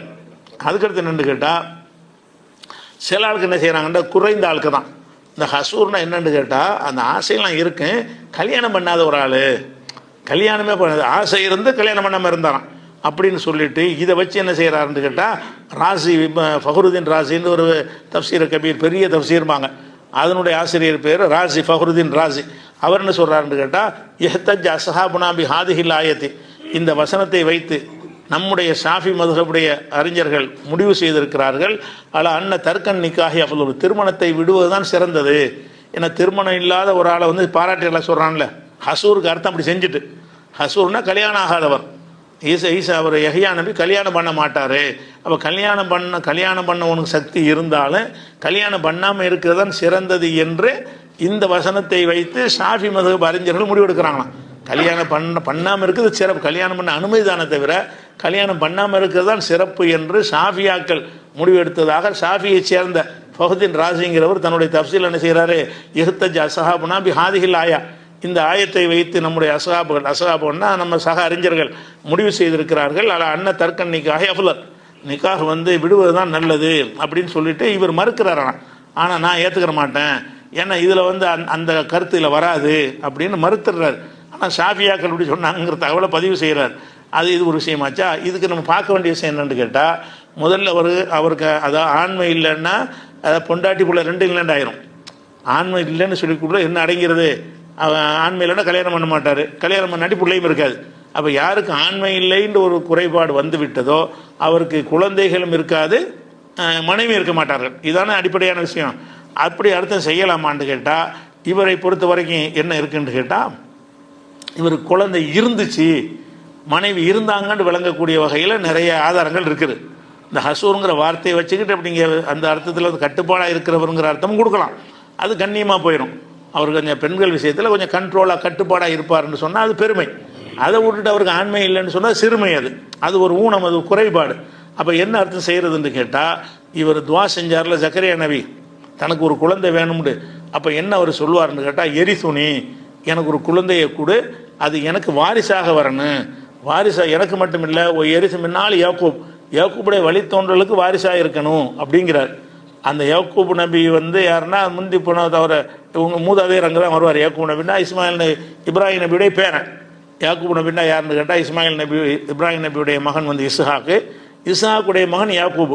இவங்க அதுக்கெல்லாம் பின்னாடி வரக்கூடிய ஆளுக்கு. இவங்க என்ன செய்கிறாங்கன்னா, யாக்கூபுடைய சந்ததி, யாக்கூப்னா இஸ்ராயலுங்கிறாங்கல்ல, அந்த இனத்துக்கு பேரை யாக்கூப் வச்சு தான் வருது. அதனால என்ன செய்கிறாங்கன்னு கேட்டால், அவர் ஜக்கரியா கேட்குறாரு, யாக்கூப் நபியுடைய சந்ததி வழங்கணும், அதுக்காண்டி பிள்ளைய கூடன்னு கேட்குறாரு. அதாவது எனக்கும் ஒரு வாரிசு கூட, யாக்கூப் நபியுடைய சந்ததி முடிஞ்சிடக்கூடாது, விளங்கணும். எனக்கு பிள்ளை இல்லைன்னு சொன்னால் யாக்கூப் நபியுடைய சந்ததி இல்லாமல் போயிடும். அப்போ யாக்கூப் நபியுடைய சந்ததி, அவர் சந்ததியே கிடையாது, அது 100 தலைமுறை வரும். அதுக்கு இவருக்கும் எடுத்துக்கிட்டீங்கன்னா, யாக்கூப் நபிக்கும் இவருக்கும் எடுத்துக்கிட்டீங்கன்னா தாத்தான்னு போய் அவ்வளோ தலைமுறை வரும் இடையில. அப்படி இருந்தும் கூட அவர் என்ன செய்கிறாருன்னு கேட்டால், எனக்கு தரக்கூடிய பிள்ளை யாக்கூப் நபியுடைய வாரிசாக வரும் அப்படிங்கிறார். அதான் யாக்கூப் நபியுடைய சந்ததிகள் முடிவுறாமல் வந்துக்கிட்டே இருக்கிறாங்க, சங்கிலியாக வர்றாங்கங்கிறார். அதுக்கு தான் பிள்ளையை கேட்குறார், இறைவா எனக்கு ஒரு பிள்ளையை கொடு, இந்த யஹ்யா எனக்கும் வாரிசாக வருவார், யாக்கூப் நபிக்கும் வாரிசாக வருவார் அப்படின்னு சொன்னால் நேரடி வாரிசுங்கிற அர்த்தம் இல்லை, அந்த சங்கிலி தொடராக வருவாருங்கிறார். அப்போ யாக்கூப் பேர் யஹ்யாவோட அது முடிஞ்சு போச்சுன்னா இல்லாமல் போயிருமே. அவர் கேட்டது என்னன்னு கேட்டால், எங்களுடைய பேர் நிலைக்கணும், அதாவது எங்களுக்கு பெத்த பிள்ளையாக வர்றது மட்டும் அவர் கேட்கல, அவர் தலைமுறையாக எங்களுக்கு தொடர்ச்சி இருக்கணுங்கிறது தான் கேட்குறாரு. அதனால தான் அவருடைய துவாவில் 19:6 அந்த துவா இருக்குது, 19வது சூறாவில் 6வது வசனத்தில் கேட்கும்போது எனக்கு வாரிசாக குழந்தையை தாண்டு கேட்டால் அதுக்கு அர்த்தம் வேற. அவர் எனக்கு 2 சொல்கிறாரு, எல்லாம் எனக்கு பிள்ளையை கொடு, அவர் எனக்கும் வாரிசாக இருப்பார், யாக்கூபுக்கும் வாரிசாக இருப்பார். யாக்கூபுங்கிறது பல தலைமுறைக்கு முந்தின ஒரு ஆள், அவருடைய தலைமுறையில் வரணும், வாரிசாக இருக்கணும்னு அவர் கேட்குறாருன்னு கேட்டால், நம்முடைய சந்ததி அருந்து போயிடக்கூடாதுங்கிறது அந்த பிள்ளையை கேட்டார். அப்போ இவருக்கே பிள்ளை கொடுக்காம முடித்தாலும் ஒன்று தான், யஹ்யாவுக்கு பிள்ளை இல்லைன்னு சொன்னாலும் ஒன்று தான். யஹ்யாவுக்கு பிள்ளை இவர் யஹ்யாவுக்கு கொடுத்துவிட்டு யஹ்யாவோட அதை புனிஷ் பண்ணிட்டாங்கன்னு வருங்க, அவருக்கு பிள்ளை இருக்காதுல்ல. யஹ்யாவுடைய மகன் இருக்க மாட்டார், யஹ்யாவுடைய மகள் இருக்க மாட்டாங்க, யஹ்யாவுக்கு சந்ததி இருக்காது. ஆகவே யாக்கூப் நபியுடைய அந்த இது நின்று போயிடும். அப்போ இவரை கொண்டு நிற்கிறதுக்கு பதிலாக மகனை கொண்டு நிற்கும். அவர் கேட்டது அதான் கேட்டார், இந்த அருந்து போகக்கூடாத ஒரு சங்கிலி தொடர் தான் அவர் கேட்டார். பிள்ளையை மட்டும் கேட்கல, எனக்கும் வாரிசாக இருக்கணும், யாக்கூப் நபியுடைய சந்ததிக்கும் தொடர்ச்சி இருக்கணுங்கிறார். அப்போ யாக்கூப் நபியுடைய சந்ததிக்கு தொடர்ச்சி இருக்கணும்னு சொன்னால் இவருக்கு பிள்ளை கொடுத்தா மட்டும் பத்தாது, இவருடைய பிள்ளைக்கும் பிள்ளையை கொடுக்கணும், ஜக்கரியாவுக்கும் பிள்ளையை கொடுக்கணும், யஹ்யாவுக்கும் பிள்ளையை கொடுக்கணும். அப்போ தான் தொடர்ச்சி இருக்கும். ஜக்கரியாவுக்கு பிள்ளையை கொடுத்தப்பட்டு யஹ்யாவுக்கு பிள்ளை இல்லைன்னு ஆக்கிட்டோம்னு சொன்னால் இங்கே கட் பண்ணுறப்பட்டு அங்கே கட் ஆகி போயிடும். இவருக்கு இல்லைன்னா இவர் இதோட முடிஞ்சு போச்சு, அவருக்கு இல்லைன்னா அதோட முடிஞ்சு போச்சு. அதுக்கப்புறம் யாக்கூப் நபியுடைய வழித்தோன்றல் யாருமே இருக்க மாட்டாங்க அப்படின்னு வருமே. அப்படி தானே கேட்டார். அவருடைய துவாவை எல்லாம் ஏற்றுக்கிட்டு தானே பிள்ளையை கொடுக்கணும். அந்த பிள்ளையை கேட்டது எதுக்காக தான் கொடுத்தாரு, சந்ததி பெருக்க வேணும்னு தான் கேட்குறாரு. அவர் பிள்ளையை கேட்டது எங்களுடைய தலைமுறை நீடிக்கணும், தலைமுறையாக நாங்கள் எங்களுடைய பரம்பரை நீடிக்கணும் என்பதற்கு தான் அவர் துவா செய்கிறார். இப்படி இறைவா எனக்கு ஒரு பிள்ளையை கொடு, அவர் எனக்கும் வாரிசாக வருவார், யாக்கூப் நபிக்கும் வாரிசா, யாக்கூப் நபி குடும்பத்தாருக்கும் வாரிசா வருவார் அப்படின்னு சொல்வதன் மூலமாக அது யாக்கூப் நபிக்கு நேரடியாக வாரிசாக மாட்டார்ல. ஒரு மனுஷனுடைய வாரிசு வந்து அவனுக்கு பிறந்தா தானே வாரிசு. ஆனால் யாக்கூப் நபிக்கு வாரிசுன்னு நடந்த தலைமுறை தான் சொல்றாரு. அப்போ யாக்கூப் நபியுடைய தலைமுறை முடியக்கூடாது. எனக்கு பிள்ளை இல்லைன்னு ஆகிட்டா என்னோட யாக்கூப் நபி முடிஞ்சு போச்சு. எனக்கு பிள்ளை இல்லாமல் நீ ஆக்கிட்ட என்று சொன்னால் யாக்கூப் நபியுடைய சந்ததிகளுக்கு ஃபினிஷ் ஆகிடும். எனக்கு பிறகு அதுக்கு பிறகு தொடர்ச்சி இல்லாமல் போயிடும். எனக்கு ஒரு பிள்ளையை கொடுத்தேன்னு சொன்னால் யாக்கூப் நபி சந்ததி முடியாதுன்னு ஒரு கேட்குறாரு. சரி, அந்த வகைக்கு சரி, ஒரு பிள்ளையை கொடுத்தாச்சு. அந்த பிள்ளைக்கு பிள்ளை இல்லாமல் ஆக்கிவிட்டா அப்போ அவருக்கு பிள்ளை இருந்திருக்குன்னு விளங்குதா இல்லையா? யஹ்யா நபிக்கு பிள்ளை இருந்தால் ஆண்மை இருந்தால் தானே பிள்ளை இருக்கேன். அவர் குழந்தை இருக்குன்னு இப்போ வந்துருச்சோ அவர் ஆண்மையாக தானே ஆண்மகனாக தானே இருந்திருக்கிறாரு. அப்போ ஆண்மகன் அவர் இருக்க போய் தான் அவருக்கு வாரிசு இருக்கும், அவருக்கு பிள்ளை இருக்குங்கிறது இருக்குது. அந்த துவாவுக்கு அர்த்தம் இருக்குது. அது ஒன்று நினைக்கிறேன். அது மாதிரி வந்து அல்லாஹ் என்ன செய்கிறான்னு கேட்டால் 13வது சூறாவில் 38வது வசனத்தில் அல்லாஹ் சொல்லி காட்டுறான், லக்கத் அர்சல்னா ருசுலம் மின் கப்லிக்க, உமக்கு முன்னால் பல தூதர்களை அனுப்பியிருக்கிறோம். ரசூலுல்லா பார்த்து அல்லாஹ் சொல்கிறான், உமக்கு முன்னால் பல தூதர்களை அனுப்பியிருக்கிறோம். ஜஅல்னா லஹும், அவர்களுக்கெல்லாம் நம்ம ஆக்கி இருந்தோம், அஸ்வாஜன் மனைவிமார்களையும், ஒதுர்ரியத்தன் சந்ததியில் ஆக்கியிருந்தோம். ரசூலுல்லாவுக்கு அல்லாஹ் சொல்கிறான், எந்த நபி பிள்ளை இல்லாமல் இருந்தது கிடையாது, எந்த நபியும் பொண்டாட்டி இல்லாமல் இருந்தது கிடையாது. அல்லாஹ் இப்படி சொல்லி காட்டுறான், உலக்கது அரசல்னா ருசுலம் மின் கப்லிக்க, உனக்கு முன்னால் பல தூதர்களை அனுப்பியிருக்கிறோம். அவங்க ஜஅல்னாலஹும், அவர்களுக்கு நம்ம ஆக்கி இருக்கிறோம், அஸ்வாஜன் ஒதுர்ரியத்தன், அஸ்வாஜனா மனைவிகள், துர்ரியத்தனா புள்ள குட்டிகள். அப்போ மனைவிமார்களையும் மக்களையும் நம்ம நினைஞ்சிருக்கிறோம், எல்லா நபிக்கும் ஏற்படுத்தியிருக்கோங்கிறான் உமக்கு முன்னால். அப்போ ரசூலுல்லாவுக்கு முந்தி வந்த எந்த நபி எடுத்தாலும் சரி, அவர் கல்யாணம் பண்ணினார் உங்களுக்கு ஆதாரம் கிடைக்காட்டாலும் சரி, அவருக்கு பிள்ளை இருந்துச்சு எந்த பிள்ளைன்னு உங்களுக்கு தெரியாட்டாலும் சரி, கண்டிப்பாக பிள்ளை இருந்துச்சு நீங்கள் நம்பணும். ஒரு நபியை சொல்கிறோம், ஐயூப் நபிக்கு பிள்ளை இருந்துச்சான்னு கேட்டாங்கன்னா இருக்கு, ஆமாம். எங்களுக்கு தெரியாட்டாலும் பிள்ளை இல்லாமல் ஒரு நபி கிடையாது. எந்த நபியாக இருந்தாலும் அவருக்கு பிள்ளை கொடுக்காம இருக்கலங்கிறான்லாம். அப்போ எந்த நபிக்கும் மனைவி இருந்தாங்க, எந்த நபிக்கும் பிள்ளை இருந்தாங்கன்றது 13:38 வசனம் சொல்லும் பொழுது இவர் மட்டும் இப்படி இல்லைன்னு போவோம். அப்போ ஹசூருக்கு ஏன் வந்து ஆண்மையற்றவன் அர்த்தம் செய்யணும்? அது ஒழுக்கம் உள்ளவருங்கிற அர்த்தத்துக்கு அந்த வார்த்தை இருக்குதுல்ல.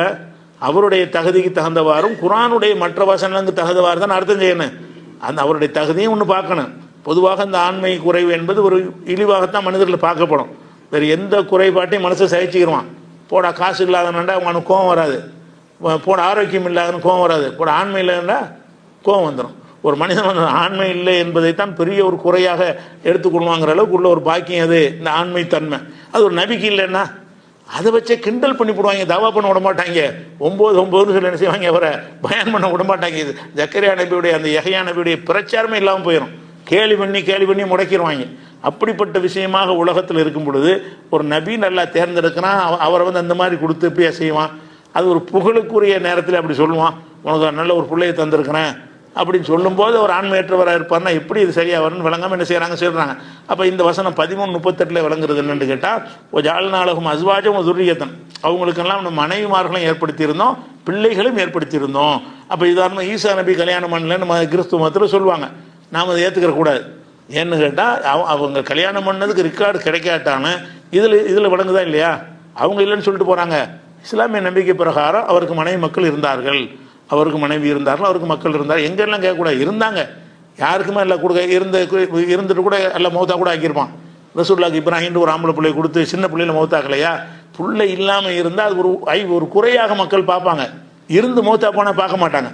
பிள்ளை பிறந்தவன ஒரு 6 மாதம் மௌத்தா போச்சுன்னு வைங்க, அதை ஒரு குறையாக மக்கள் பேச மாட்டாங்க. அப்படி மௌத்தா கூட போயிருக்கலாம். ஈசா நபியோட சந்ததி எங்கே, அதெல்லாம் கேட்க தேவையில்லை. ஆனால் அவர் ஈசா நபியாக இருந்தாலும் சரி, ஐயூப் நபியாக இருந்தாலும் சரி, இவர் யஹ்யா நபியாக இருந்தாலும் சரி, அவங்களுக்கு மனைவி இருந்தாங்க, மக்களும் இருந்தார்கள். இந்த ஒரு வசனத்திலிருந்து விளங்குகிறது. அது ஒன்று. அதே மாதிரி வந்து இப்போ இந்த இவரை பற்றி யஹ்யா நபியை பற்றி அல்லாஹ் சொல்லும் என்ன செய்கிறான்னு கேட்டால், யஹ்யா பிறந்துட்டார். பிறந்த உடனே அல்ல நற்செய்தி சொன்ன உடனே நினைஞ்சிட்டாருன்னா அவர் ஒரு 10 மாதத்தில் என்ன செய்வார், பிள்ளையா வந்துட்டார்.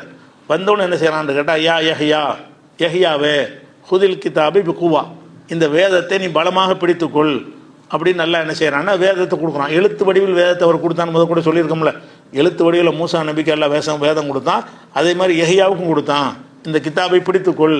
வாத்தை நாகுல் ஹுக்குமா சபியா, அவருக்கு வந்து சின்ன வயசுலேயே அவருக்கு ஞானத்தை வழங்கி இருந்தோம், சின்ன வயசுலேயே ஞானத்தை வழங்கணும்னு அவர் புகழ்ந்து எல்லாம் சொல்கிறான். அதை சொல்லிக்கிட்டு இருக்கும்போது என்ன செய்கிறான்னு கேட்டால், அந்த தொடர்ச்சியில் ஒரு சலாமுன் அலைஹி யௌம உலித, அவர் பிறந்த நாளிலையும், ஓ யௌம யமூத்து, அவர் மரணிக்கும் நாளிலையும், ஓ யௌம யுபாசு ஹையா, திரும்ப உயிரோடு எழுப்பப்படும் நாள்லையும் சலாமுன் அலைஹி, அவருக்கு சலாம் இருக்கிறது. சலாம்னாலே ஒரு குறைமற்ற ஒரு விஷயம். சலாம் அலைக்கும்னா உங்களுக்கு மீது சாந்தி உண்டாகட்டும்னு சொன்னால் எந்த ஒரு குறைபாடும் இல்லாமல் இருங்கன்னு துவா செய்கிறோம். நீங்கள் நாங்கள் செஞ்சால் ஒரு துவாவாக போயிடும். அல்லாஹ் சொன்னான்னு சொன்னால் அப்படி ஆக்கினான்னு அர்த்தம். அல்லாஹ் வந்து உன் மீது சலாம்னு சொல்லிட்டா என்ன அர்த்தம்? உனக்கு எந்த ஒரு குறை இல்லைப்பான்னு அர்த்தம். நான் சொல்கிற சலாம்னு சொன்னால் அப்போ குறை இல்லாமல் போட்டு துவா செய்கிறதாயிரும். நீங்கள் எனக்கு சலாம் சொல்கிறீங்க, நான் உங்களுக்கு சலாம் சொல்கிறோம்னு சொன்னால் சாந்தி உண்டாகட்டுமாகண்டா அந்த குறை இல்லாமல் இருக்கட்டும் அப்படின்னு சொல்லி நம்ம செய்கிற பிரார்த்தனை ஆயிரும். எது மனிதர்கள் சொல்லும் பொழுது. அல்லாஹ் ஒருத்தருக்கு பெருமே சலாம்னு சொல்லிட்டான்னா அவருடைய எந்த குறைபாடும் அவருக்கு இல்லை, குறைபாடு இல்லாமல் இருக்கிற தான் சலாமத்து. சலாமத்தாக இருக்கிறாருங்கிற சலாமத்தாக இருக்கிற வார்த்தை நம்மளும் தான் தமிழ் மக்கள் கூட அரபியில் இந்த சலாமத்தை சலாமத்தாக போயிட்டு வாங்க அப்படின்னு சொல்கிறாங்கல்ல, அதான் சலாமத்துங்கிறது. அப்போ இவரை பற்றி எல்லாம் சொல்லும் பொழுது ஓ சலாமுன் அலைஹி, இவருக்கு சலாம் இருக்கிறது, ஈடேற்றம் இருக்கிறது, எந்த ஒரு குறைபாடிலிருந்தும் பாதுகாப்பு இருக்கிறது. எப்போல்லாம் இருக்கிறது? யௌம உலித, பிறந்த நாளிலையும், யௌம யமூத்து, அவர் மரணிக்கிற நாள்லையும், பிறந்ததுலேருந்து மரணிக்கிற வரைக்கும் அந்த தன்மையில் இருக்கிறார். யௌம யுபோஸ் ஹையா, திரும்ப உயிரோடு எழுப்பப்படுற நாள்லையும் இவருக்கு சலாம் உண்டு நல்லா சொல்வதில் இருந்து இவருக்கு வந்து அந்த அந்த ஆண்மை அது குறைபாடு உள்ளது சலாம் யாரும் ஒத்துக்கிற மாட்டாங்க. அதாவது குறைபாடு இருந்துச்சுன்னு சொன்னால் அது சலாமத்தான ஒரு ஆள்னு சொல்ல மாட்டாங்க. அப்போ குறைபாடு உள்ளதுங்கிற அர்த்தம் கிடையாதுன்னு சொல்லி அல்லாஹ் சொன்னதுக்கு பிறகு ஹசூருக்கு வந்து ஆண்மையற்ற அர்த்தம் செய்யலாமா? அது அந்த வகையில் அது தப்பான ஒரு அர்த்தமாக போயிடுது. அதே மாதிரி என்னென்னு கேட்டால் இன்னொரு வசனத்தில் எடுத்து பார்த்தீங்கன்னா அவருக்கு குழந்தை இருந்ததாக சொல்வதற்கு ஏற்ற மாதிரி ஒரு வசனம் இருக்குது. என்ன வசனம்னு கேட்டால் ஒரு பெரிய நபிமார்கள் லிஸ்ட் அல்லாஹ் வந்து ஒரு வசனத்தில் சொல்கிறான். 6வது சூறாவில் வரிசையாக நபிமார்கள் பேராக வரும். 85 இருந்து 87 வரைக்கும் வரிசையாக ஒவ்வொரு நபியம்மார் பேராக சொல்லுவான். அப்போ அதில் என்ன நபிலாம் வரும்னு கேட்டால் ஜக்கரியாவையும் யஹ்யாவையும் ஈசாவையும் இல்யாசையும் குல்லுமின சாலி, இவங்கெல்லாம் நல்லடியாராக இருந்தாங்கன்னு சொல்லிட்டு இஸ்மாயிலையும் அல்யசங்கிற நபியையும் யூனுசையும் லூத்தையும் குல்லன் ஃபல்லன் அலல் ஆலமீன் எல்லாரையும் நம்ம சிறப்பித்திருக்கிறோம் அப்படின்னு லிஸ்ட்டு போட்டானா அந்த லிஸ்ட்டை போட்டு சொல்லி காட்டுறான். ஒமின் ஆபாயிஹிம், இவர்களுடைய தந்தைமார்களிலும், ஒமின் துர்ரியாத்திஹிம், இவங்களுடைய சந்ததிகள்லையும், இஹ்வானிஹிம், இந்த குறிப்பிட்ட நபிமார்களுடைய சகோதரர்களையும், ஒஜித்த பைனாகும், அவர்களை நம்ம தேர்ந்தெடுத்து ஹதைனாகும் இலா சிராத்தி முஸ்தகீம், நேரான வழியை காட்டணும்னு நல்லா சொல்கிறான். அப்போ இம்புட்டு பேருக்கு சந்ததி இருந்துக்குன்னு வருது.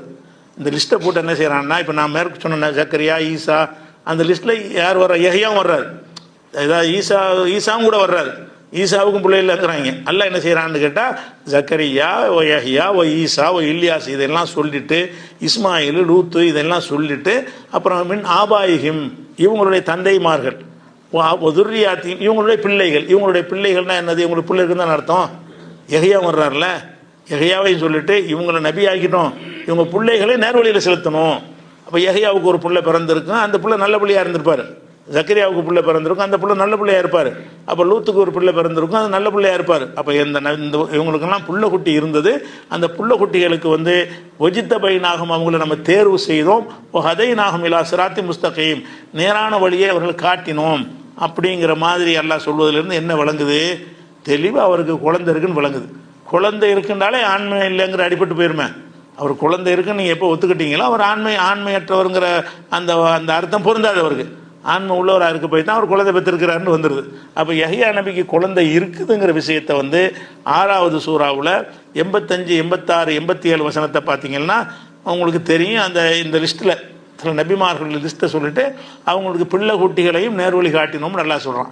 அப்போ பிள்ளை குட்டி இல்லாதவர்கள் அவங்க சேர்ப்பானா? அப்போ அவருக்கு பிள்ளை குட்டி இல்லாமல் இருந்தால் யஹ்யா மைனஸ் பண்ணியிருப்பானால்ல, ஈசாவை மைனஸ் பண்ணியிருப்பானே. 2 பேரும் பிள்ளை குட்டி இல்லாதவங்கன்னு நினைக்கிறாங்க. அந்த 2 பேரையும் நல்லா லிஸ்ட்டில் சேர்க்குறான். யஹ்யாவுக்கும் புள்ள குட்டி, ஈசாவுக்கும் புள்ள குட்டின்னு நல்லா சொல்லி காட்டுறான். அப்போ பிள்ளை குட்டிகள் இருந்தாங்க என்பதிலிருந்து என்ன விளங்குதுன்னு கேட்டால் அவங்க வந்து ஆண்மை உள்ளவர்களாக இருந்தார்கள் அப்படிங்கிறது தான் அதில் விளங்க முடியுமே தவிர, அந்த ஹசூர் என்பதற்கு எல்லாரும் சேர்ந்து கொண்டு என்ன செய்கிறாங்க, ஒரு நபியுடைய அந்தஸ்துக்கு தகுந்தவாறு ஒரு அர்த்தம் கூட சேர்ந்து சாதாரண ஒரு பொதுவான புரிதல், எந்த ஒரு கூச்சமும் இல்லாமல் இப்படி எழுதுகிறமே, ஒரு நபிக்கு இப்படி இருந்தால் சரியாக வருமா, இது ஒரு கண்ணியமாக இருக்குமா, அல்லாஹ் வந்து தேர்ந்தெடுக்கிறதா இருந்தால் ஒரு அந்த படைப்பில் இந்த குறைபாடு உள்ளவங்களை போய் தேர்ந்தெடுப்பானா? ஆண்மையற்றவர்கள்ங்கிறத ஒரு விதமான வீக்னஸான ஒரு பாயிண்ட் தானே, அதை நினைக்க மாட்டேங்கிறாங்க. இன்னும் சில பேர் என்ன செய்கிறாங்கன்னு கேட்டால், அதாவது இது கொஞ்சம் அவங்க கொஞ்சம் நபிமார்கள் மதிக்கிறவங்க, இவங்க அளவுக்கு இல்லாமல் கொஞ்சம் மதிக்கிற என்ன செய்கிறாங்கன்னு கேட்டால், அவர் இந்த கல்யாணம் பண்ணாமல் இருந்தார் அவ்வளோதான். அப்போ ஆசையெல்லாம் இருக்குங்க, கல்யாணம் பண்ணாமல் இருந்தார் என்று ஹசூருக்கு அர்த்தம் கொடுக்கணும். இந்த ஹசூருக்கு அர்த்தம் என்னன்னு கேட்டால், ஆண்மையே இல்லாதவர், அந்த சப்ஜெக்ட் இல்லாதவர்ன்னு நிறைய பேர் சொல்லிவிட்டாங்க. அதை சொல்லிவிட்டோம். சில பேர் என்ன செய்கிறாங்கன்னு கேட்டால், இது அவருக்கு ஆண்மையெல்லாம் இருக்கு, கட்டுப்பாடாக இருந்துக்குருவார். ஆண்மை இருந்து அந்த மஸ்தான்கள்லாம் இருந்தாங்கன்னு வருதுல, அந்த மாதிரி ஒரு கண்ட்ரோலாக இருந்துக்கிட்ட ஒரு ஆள் அப்படின்னு சொல்லிட்டு அதனால எல்லாம் பாராட்டுறான் அப்படிங்கிற மாதிரி விளக்கம் கொடுப்பாங்க. அது பாராட்டுற தன்மையா? அப்படி இருக்கலாமா? முதல்ல ஒரு மூமின் அப்படி இருக்கலாமா? அவருக்கு ஆசை இல்லாட்டி வேணா அப்படி இருக்கலாம். அவருக்கு ஆசை இருக்குமே, ஆனால் அவர் அப்படி நான் கல்யாணம் பண்ணாமல் இருப்பேன்னா தப்புல இருக்கக்கூடாது. ரசூல் ஸல்லல்லாஹு அலைஹி வஸல்லம் ஒரு ஹதீஸ்லேருந்து விளங்கலாம். எப்படி விளங்கலாம்னு கேட்டால், அதாவது வெளியூர்லேருந்து ஒரு கூட்டத்தார் வர்றாங்க. ரசூலுல்லாஹ்வுடைய மனைவிமாரை சந்தித்து என்ன செய்கிறாங்கன்னு கேட்டால், ரசூல் ஸல்லல்லாஹு அலைஹி வஸல்லம் அவர்கள் வீட்டில் என்ன மாதிரி அமல் செய்வாங்கன்னு கேட்குறாங்க. ஏன்னா பள்ளிவாசலில் செய்கிற அமலை ஆம்பளைகிட்ட கேட்கலாம், வீட்டில் என்ன மாதிரி அமல் செய்வாங்கன்னு மனைவிமார்ட்ட தான் கேட்க முடியும். அப்போ வெளியூர்லேருந்து ஒரு கூட்டத்தார் ரசூலுல்லாஹ்வுடைய மனைவிமார்ட்ட என்ன செய்கிறாங்கன்னு கேட்டால், இது அறிவிக்கிறது யாருன்னு கேட்டால் அனஸ் அறிவிக்கிறார். அப்போ ரசூலுல்லாஹ்வுடைய மனைவிமார்ட்ட கேட்குறாங்க, அந்த அமலிஹி ஃபிஸ்ஸிர்ரி, ரகசியமான வீட்டில் எப்படி அவங்க அமல் செய்வாங்க அப்படின்னு கேட்குறாங்க. அப்போ என்ன செய்கிறாங்கன்னு கேட்டால், அவங்க சில அமல்களை சொல்கிறாங்க. என்ன சொன்னாங்கன்னு வரல, இந்த மாதிரி ரசூல்லா செய்வாங்க அப்படின்னு, இத்தனை ரக்கா தொழுவாங்க அப்படின்னு அவங்க தொழுகை நோன்பு பற்றிலாம் என்ன செஞ்சுட்டாங்க, அவங்க சொல்லிட்டாங்க. சொன்ன உடனே அந்த வந்த ஆளுக்கு இருக்காங்கல்ல, அவங்க என்ன செய்கிறாங்கன்னா, அதில் ஒரு ஆள் சொல்கிறாரு, லா அத்தசபஜ நிசா, ரசூல்லா அவங்க தகுதிக்கு கொஞ்சமாக செஞ்சாலும் போதும், ஆனால் நமக்கு அது பத்தாது, அதனால் நான் கல்யாணம் பண்ண மாட்டேன், கல்யாணம் பண்ணாமல் இருந்து நான் இறைவனுக்கு தியாகம் செய்ய போகிறேன்னு ஒருத்தர் சொல்கிறார். கால பாலுகும். இன்னொருத்தர் சொல்கிறாரு, இல்லை ஆனால் இதெல்லாம் தெரிஞ்சுக்கிட்டு சொல்கிறாரு. ரசூல்லா கல்யாணம் பண்ணது தெரிஞ்சுக்கிட்டு தானே மனைவி வீட்டு கேட்குறாரு. ரசூல்லாவுடைய மனைவி வீட்டு கேட்டாலும் என்ன விளங்கியிருக்காங்க, ரசூல்லா கல்யாணம் பண்ணாங்கன்னு விளங்குதில்லை. ஆனால் விளங்கிட்டு என்ன செய்கிறாருன்னா, ரசூல்லா அவங்க நபியாக இருக்கிறதுனால சில விஷயங்களுக்கு ஒரு அமல்கள் கம்மியாக இருந்தால் கூட எல்லாம் மன்னிச்சிருவான், நம்ம கூடுதலாக அல்லாவுக்கு அர்ப்பணிக்கணுமா இருந்தால் திருமணத்தை செய்யக்கூடாது அப்படின்னு பெருமையாக சொல்லிக்கிறாங்க. அப்போ இன்னொரு ஆள் சொல்கிறாருன்னா, லாக்குருல் லஹ்ம, மாமிசத்தை தொடவே மாட்டேன், அதை தியாகம் பண்ண போகிறேன், அல்லாவுக்கான என்ன செய்கிறது, இறைச்சியே திங்கிறது இல்லை அப்படின்னு அவர் சொல்லிட்டார். கால பாலுகும். இன்னும் ஒருத்தர் சொல்கிறாரு, லா அனாமு அலா ஃபிராஷின், வெறுந்தரெல்லாம் விரிப்பில் படுக்க மாட்டேன், வெறுந்தரையில் தான் நான் தூங்குவேன் அப்படின்னு சொல்லி கட்டாதரையில் படுத்து தூங்குவேன், விரிப்பு விரிக்க மாட்டேன் அப்படிங்கிறார். அப்போ இதை சொன்ன உடனே என்ன செய்கிறாங்கன்னு கேட்டால், இப்போ ரசூல்லா வந்துடுறாங்க. இதை சொல்லிட்டு இருந்தோன்னே இந்த செய்தி எல்லாம் அந்த மனைவிமார்கள் ரசூல்லாட்ட இந்த மாதிரி வந்தாங்க, இந்த மாதிரி கேட்டாங்க, நான் இப்படி சொன்னேன், அவங்களாம் இப்படி சொன்னாங்கன்ட்டு இந்த செய்தியை ரசூல்லாட்ட சொல்லிட்டாங்க. ரசூல்லா உடனே என்ன செஞ்சிட்டாங்கன்னா, அவர் மெம்பரில் ஏறிட்டாங்க, உரை நிகழ்த்துவதற்கான எல்லாம் வாங்கன்ட்டாங்க, கூப்பிட்டு போகிறேன்ட்டு கூப்பிட்டோன்னு ஹமீதல்லாஹ் வசனா அலை, அல்லாஹ் புகழ்ந்து போற்றி விட்டு சொன்னாங்க, மாபால் அக்குவாமின் காலு கதாப கதா, இப்படியெல்லாம் சொல்லியிருக்கிறார்கள். அவர் என்ன நினைத்து கொண்டிருக்கிறார்கள், இந்த 3 பேர் சொன்னது ரசூலுல்லாஹ்வுக்கு தெரிஞ்சிருச்சு. அது மனைவிமார் சொல்லிடுவாங்கல்ல, உங்களை பற்றி கேட்டாங்க இப்படி சொன்னாங்கட்டு. அப்போ என்ன சொல்லிட்டு சொல்கிறாங்க, லாக்கின்னி அசூமு உசல்லி வானாமு, நான் தொழவும் செய்கிறேன் தூங்கவும் செய்கிறேன். அதாவது கொஞ்ச நேரம் தொழுவேன், அதுக்காண்டி தொழுதுகிட்டே இருக்க மாட்டேன், தூங்கவும் செய்வேன். தூக்கங்கிற வேலையை தூங்க மாட்டேன்னு ஒருத்தர் சொன்னார்ல, அவருக்காக வேண்டி அசூமும் உஃப்திரும், சில நாள் நோன்பு வைக்கவும் செய்வேன், சில நாள் நோன்பை விடவும் செஞ்சிருவேன். அது மாதிரி அத்த சப்போஜு நிசா, பெண்களை நான் கல்யாணம் பண்ணுவேன். இதை சொல்லிட்டு சொல்கிறாங்க, ஃபமன் ரகிபன் சுன்னத்தி ஃபலைசமின்னி, எனது வழிமுறையை புறக்கணிக்கிறவன் என்னை சேர்ந்தவன் இல்லை. இப்போ கல்யாணம் பண்ண மாட்டேன்னு ஒரு முடிவு இருப்பாரையானால் நபியை சேர்ந்தவராக இருக்க முடியாதுன்னு சொல்லும்போது, ஒரு நபியை எப்படி கல்யாணம் பண்ணாமல் இருப்பார்? நபியை சேர்ந்தவராக இருக்க உம்மத்திலே இருக்கிறதுக்கு தகுதி இல்லாமல் போயிடுவான்னு வரும்பொழுது, நபியாக இருந்துக்கிட்டு அவர் கல்யாணம் பண்ணாமல் இருந்தார் என்பது தான் அதுக்கு அர்த்தங்கிறாங்க. ஹசுன்னா என்னது, அதாவது கட்டுப்பாடு உள்ளவர்னு அதுக்கு ஏதாவது ஒரு அர்த்தம் கொடுக்கத்தான் வேணும், சரிதான் அது. ஆனால் ஆண்மையற்றவர்னு அது கொடுக்கக்கூடாது. அதே நேரத்தில் திருமணம் செய்யாதவர்னு கொடுக்கலாமான்னு அப்படியும் கொடுக்க முடியாது. ஏன்னா திருமணம் செய்யணும், அந்த தன்மை எல்லாம் கொடுத்துட்டான்னு சொன்னால் திருமணத்தை செய்யணும். அப்போ திருமணம் செய்யணுங்கிற நிலையில் இருக்கும்போது திருமணம் செய்யாமல் அவர் இருந்தார்னு சொல்லி தான் அவங்க என்ன செய்கிறாங்க, திருமணம் செய்யாமல் இருப்பது சிறப்புன்னு வேற சொல்கிறாங்க. திருமணம் செய்யாமல் இருக்குது சிறப்புன்னு இந்த ஷாஃபி மதத்தில் சொன்னாங்கன்னு வருது. அதுக்கான காரணம் என்ன, அந்த வார்த்தைக்கு திருமணம் செய்யாதவர்னு அர்த்தம் கொடுத்துட்டாங்க. ஹசூர்ன்ற வார்த்தை வருகிறது, அது கல்யாணம் ஆகலை ஆசையெல்லாம் இருந்தாலும் கட்டுப்படுத்திக்கிட்டாருங்கிறாங்க. கட்டுப்படுத்தக்கூடாத, கட்டுப்படுத்துறது தப்புல. ஃபொல்லியத்தை செவ்வஜ், யாருக்கு சக்தி இருக்கிறது ஃபொல்லியத்தை செவ்வஜ், அவன் கல்யாணம் பண்ணட்டும், அதான் அவனுடைய அந்த இதுக்கு பாதுகாப்பு அப்படின்னு ரசூல் ஸல்லல்லாஹு அலைஹி வஸல்லம் சொல்கிறாங்க. உங்களுக்கு ஒரு ஆசை கல்யாணம் பண்ண வசதி இல்லைன்னு சொன்னால் ஃபாலைஹி பிஸ்ஸௌமி, நோன்பு வச்சு கண்ட்ரோல் பண்ணிக்கிறங்க. நோன்பு வைக்க சொல்லி எதுக்காக கல்யாணம் பண்ண தான் வேணும், காசு இல்லை, பொண்டாட்டி மகர் கொடுக்கும், மற்றது காசு இல்லை, வீடு வாசம் இல்லை. அப்போ என்ன செய்யணும், அந்த ஆசை வரும் பொழுது நோம்பை வைத்து உங்களை கண்ட்ரோல் பண்ணிக்கிறங்கன்னு ரசூலுல்லாஹ் சொல்கிறாங்களே. அப்போ கல்யாணம் எவ்வளோ அவசியம் என்பது அதிலிருந்து என்ன செய்கிறது, காசு வந்துட்டா வசதி வந்துட்டா கல்யாணம் பண்ணி போடணும். அப்படிப்பட்ட ஒரு விஷயமா இருக்கும் பொழுது அவர் ஜக்கரியா நபி யஹ்யா நபி அவர்கள் வந்து கல்யாணம் பண்ணாமல் இருந்தாருங்கிறாங்கல்ல, அதுவும் தப்பு. அதாவது ஆண்மை இல்லைன்றாலும் தப்பு, ஆண்மையெல்லாம் இருந்துச்சு புள்ள குட்டி இல்லைன்றாலும் தப்பு. எல்லாத்துக்கும் புள்ள குட்டி நல்லா சொல்லிவிட்டான், அவருக்கே புள்ள குட்டி இருந்ததான் நல்லா சொல்லிவிட்டான், அதுவும் தப்பாக போயிடுது. சரி புள்ள குட்டிலாம் இருக்குது, அதெல்லாம் இருந்தால் கூட அவர் கல்யாணமே பண்ணலை, ஆசையெல்லாம் இருந்துச்சு, அந்த ஆண்மை தன்மையெல்லாம் இருந்துச்சு, கல்யாணம் பண்ணாமல் இருந்தது தான் ஹசூருங்கிறான்லா. ஹசூர் என்றால் திருமணம் செய்ய சக்தி இருந்தும் திருமணம் செய்யாமல் இருந்தார், அது பாராட்டு விஷயம் கிடையாது. அது போக வந்து அதை வந்து அது இனிமேல் நடக்கக்கூடிய விஷயம் தான். அவர் அப்படி தான் இருப்பார்னால இப்போ சொல்ல தேவையும் இல்லை. உன் புள்ள வந்து வயசுக்கு வந்து கல்யாணம் பண்ணாமல் இருப்பாங்கிறது கூட ஒரு குறை தானே. ஒரு ஆளுக்கு புள்ள கொடுக்குறேன்னு சொல்லிவிட்டு உனக்கு குழந்தை பிறக்கும் ஆனால் கல்யாணம் பண்ண மாட்டான் அப்படின்றது என்னது? நல்லா வந்து பாராட்டுற தன்மையில் தான் நல்லா சொல்லி காட்டுறான். அவருக்கு பிள்ளையை கொடுக்கும்போதே நல்ல தலைவராகலாம் இருப்பார், ஆனால் கல்யாணம் பண்ண மாட்டார் அப்படின்னா நொந்து போய் வந்தால நம்ம எதுக்கு பிள்ளையே கேட்டோம், வாரிசுக்கு தானே கேட்டோம். அவர் கல்யாணம் பண்ண மாட்டாருன்னு அதுக்கு பிள்ளையை தராமல் இருக்கலாமே, ஏற்க உணவுக்கு வாரிசு வழங்காத அவரே என்ன வந்து அவர் நற்செய்தி எடுத்துக்கிற மாட்டார், அவர் எந்த மனிதனும் எடுத்துக்கிற மாட்டார்கள். அப்போ அந்த கல்யாணம் பண்ணாமல் இருக்கார் என்பதும் தப்பு. அப்போ வேறு எதுக்காக இவருக்கு மட்டும் இந்த ஹசூருங்கிற வார்த்தையை யூஸ் பண்ணுறான்? கட்டுப்பாடு உள்ளவங்கன்னா எல்லாருமே எல்லா நபியும் கட்டுப்பாடு தான் நடந்திருப்பாங்க. என்னன்னு கேட்டால் இந்த காம ஆசைகளை பொறுத்த வரைக்கும் எல்லா மனிதர்களும் ஒரே தரத்தில் உள்ளவங்களாக இருக்க மாட்டாங்க. இந்த ஆசை உள்ளவங்களே என்ன செய்வாங்கன்னா தினசரி சந்தோஷமாக இருக்குன்னு நினைக்குவாங்க, அல்லது 2 நாளைக்கு ஒருக்கா சந்தோஷமாக இருக்கிறவன் இருப்பான், வாரத்தில் 1 நாளைக்கு சந்தோஷமாக இருந்தால் போதுங்கிறவன் இருப்பான், அல்லது ஒரு மனைவி பத்தாது 2-3 மனைவி தான் இருக்கணும்னு ஆசைப்படுறவன் இருப்பான், ஒன்று ஒரு சராசரி போதும் அப்படிங்கிற லெவலில் உள்ளவங்க இருப்பாங்க. இவர் அந்த ரேஞ்சில் இருப்பான்னு வச்சுக்கணும். இவர் என்ன செய்வார், கல்யாணம் பண்ணோட இருந்தாலும் ஒரு மனைவி போதுங்கிற அளவில் அந்த குறைந்த அளவில் திருப்தி அடையக்கூடிய தன்மையில் அப்படியும் இருக்குது. அப்படியே ஆண்மையில் உள்ளவங்க இருக்கிறாங்க. எல்லாரும் ஒரே மாதிரியாலும் இருக்க மாட்டாங்க. அந்த மாதிரி ஒரு அர்த்தத்தை கொடுத்தோம்னு சொன்னால் தான் இவருக்குரிய அந்த கண்ணியத்தை காக்கிற மாதிரியும் இருக்கும். இவருக்கு மட்டும் இந்த சிறப்பாக அந்த வார்த்தையெல்லாம் சொல்கிறான்ல, எந்த நபிக்கும் சொல்லாமல் இவர் ஹசூராக இருந்தாருன்னா அவர் பெண்கள் விஷயத்தில் கட்டுப்பாடாக இருந்தாருன்னா என்ன அர்த்தம்னு கேட்டால் கல்யாணம்லாம் பண்ணுவார், அதில் ஒரு லிமிட்டாக இருந்துக்கிடுவார். மற்ற நபிமார்கள் அந்த லிமிட்டு கிடையாதுன்னு சில நபிமார்கள் ஒன்றுக்கு மேலே நிறைய மனைவிலாம் பண்ணியிருக்காங்கல்ல, அந்த மாதிரி இல்லாமல் என்ன செய்வார், லிமிட்டாக இருப்பாருங்கிறதுக்காக வேண்டி அது லிமிட்டாக இருக்கிறது வந்து ஒரு பாராட்டத்தக்காக தான் எல்லாம் எடுத்துக்கிடுவாங்க. லிமிட்டாக இருப்பார் என்று சொன்னோம்னு சொன்னால் அது வந்து இழிவாக யாரும் என்ன செய்ய மாட்டாங்க, கருத மாட்டாங்க. அப்போ இதை சிந்திக்காமல் என்ன செய்கிறாங்கன்னு கேட்டால் இப்படியெல்லாம் சொல்லக்கூடிய ஒரு காட்சியை பார்க்குறோம். அதனால யஹ்யா அவர்கள் வந்து ஆண்மையற்றவர்னு சொல்லி தப்சீர்கள் சில பயான்கள்லாம் அஜரத் மாதிரிலாம் பண்ணுறார்கள். இப்போ ஜிம்மாவிலாம் பண்ணினாங்கன்னு கேள்விலாம் வந்துச்சு. அதெல்லாம் என்ன காரணம்னு அவங்கள சொல்லி குத்தம் கிடையாது, தப்சீரில் எழுதி வச்சுக்கிறாங்க. அது தப்சீரை எழுதும்போது அது தப்சீர் எழுதின அறிஞர்களுடைய அறிவை பற்றி சிந்திக்க வேண்டியிருக்கு. சும்மா கேட்டெல்லாம் சேர்த்து விட்றாங்க. அதாவது தப்சீருங்கிற பேரில் யஹ்யாவை பற்றி ஏதாவது யார் என்ன சொன்னாலும் சரி, இது சொல்கிறார தப்பாவில் இருக்குது, இதை போய் நபிக்கு சொல்லலாமான்னா சிந்திக்க மாட்டேங்கிறாங்க. பலவீனமாக இருந்தாலும் சரி, பொய்யா இருந்தாலும் சரி, அதெல்லாம் கொண்டாந்து போட்டு அவங்களுக்கு எனக்கு எல்லாம் தெரிஞ்சிச்சின்னு காட்ட நினைக்கிறாங்க. தெரிஞ்சது பூரா மடம விஷயங்களாக இருக்குது. அப்படி இருக்கக்கூடாதுங்கிறதுனால யஹ்யா நபி அவர்களை பற்றி ஹசூர் என்கிற வார்த்தை எல்லாம் பயன்படுத்துறது என்னன்னு கேட்டால், அதாவது அந்த ஆண்மை விஷயத்தில் வந்து கண்ட்ரோலில் உள்ளவராக இருந்தார், கட்டுப்பாடு உள்ளவராக அதிக கட்டுப்பாடு உள்ளவராக இருந்தாருங்கிற அர்த்தம் தான் கொடுக்கணுமே தவிர பிள்ளை இல்லாதவர்னு கொடுத்தாலும் குரானுக்கு மாற்றமாக போயிடுது. மனைவி இல்லாதவர்னு சொன்னாலும் எல்லாத்துக்கும் மனைவி இருக்குன்னு நல்லா சொல்கிறான், அதுக்கு மாற்றமாக போயிடுது. அப்படி முரண் இல்லாத வகையில் வழங்கி கொள்ளணுங்கிறது இது ஒரு வகையாக இருக்கிறது. இன்ஷா அல்லாஹ் மீது உள்ள விஷயங்களை நம்ம நாளைக்கு பார்க்கலாம். அதுபோக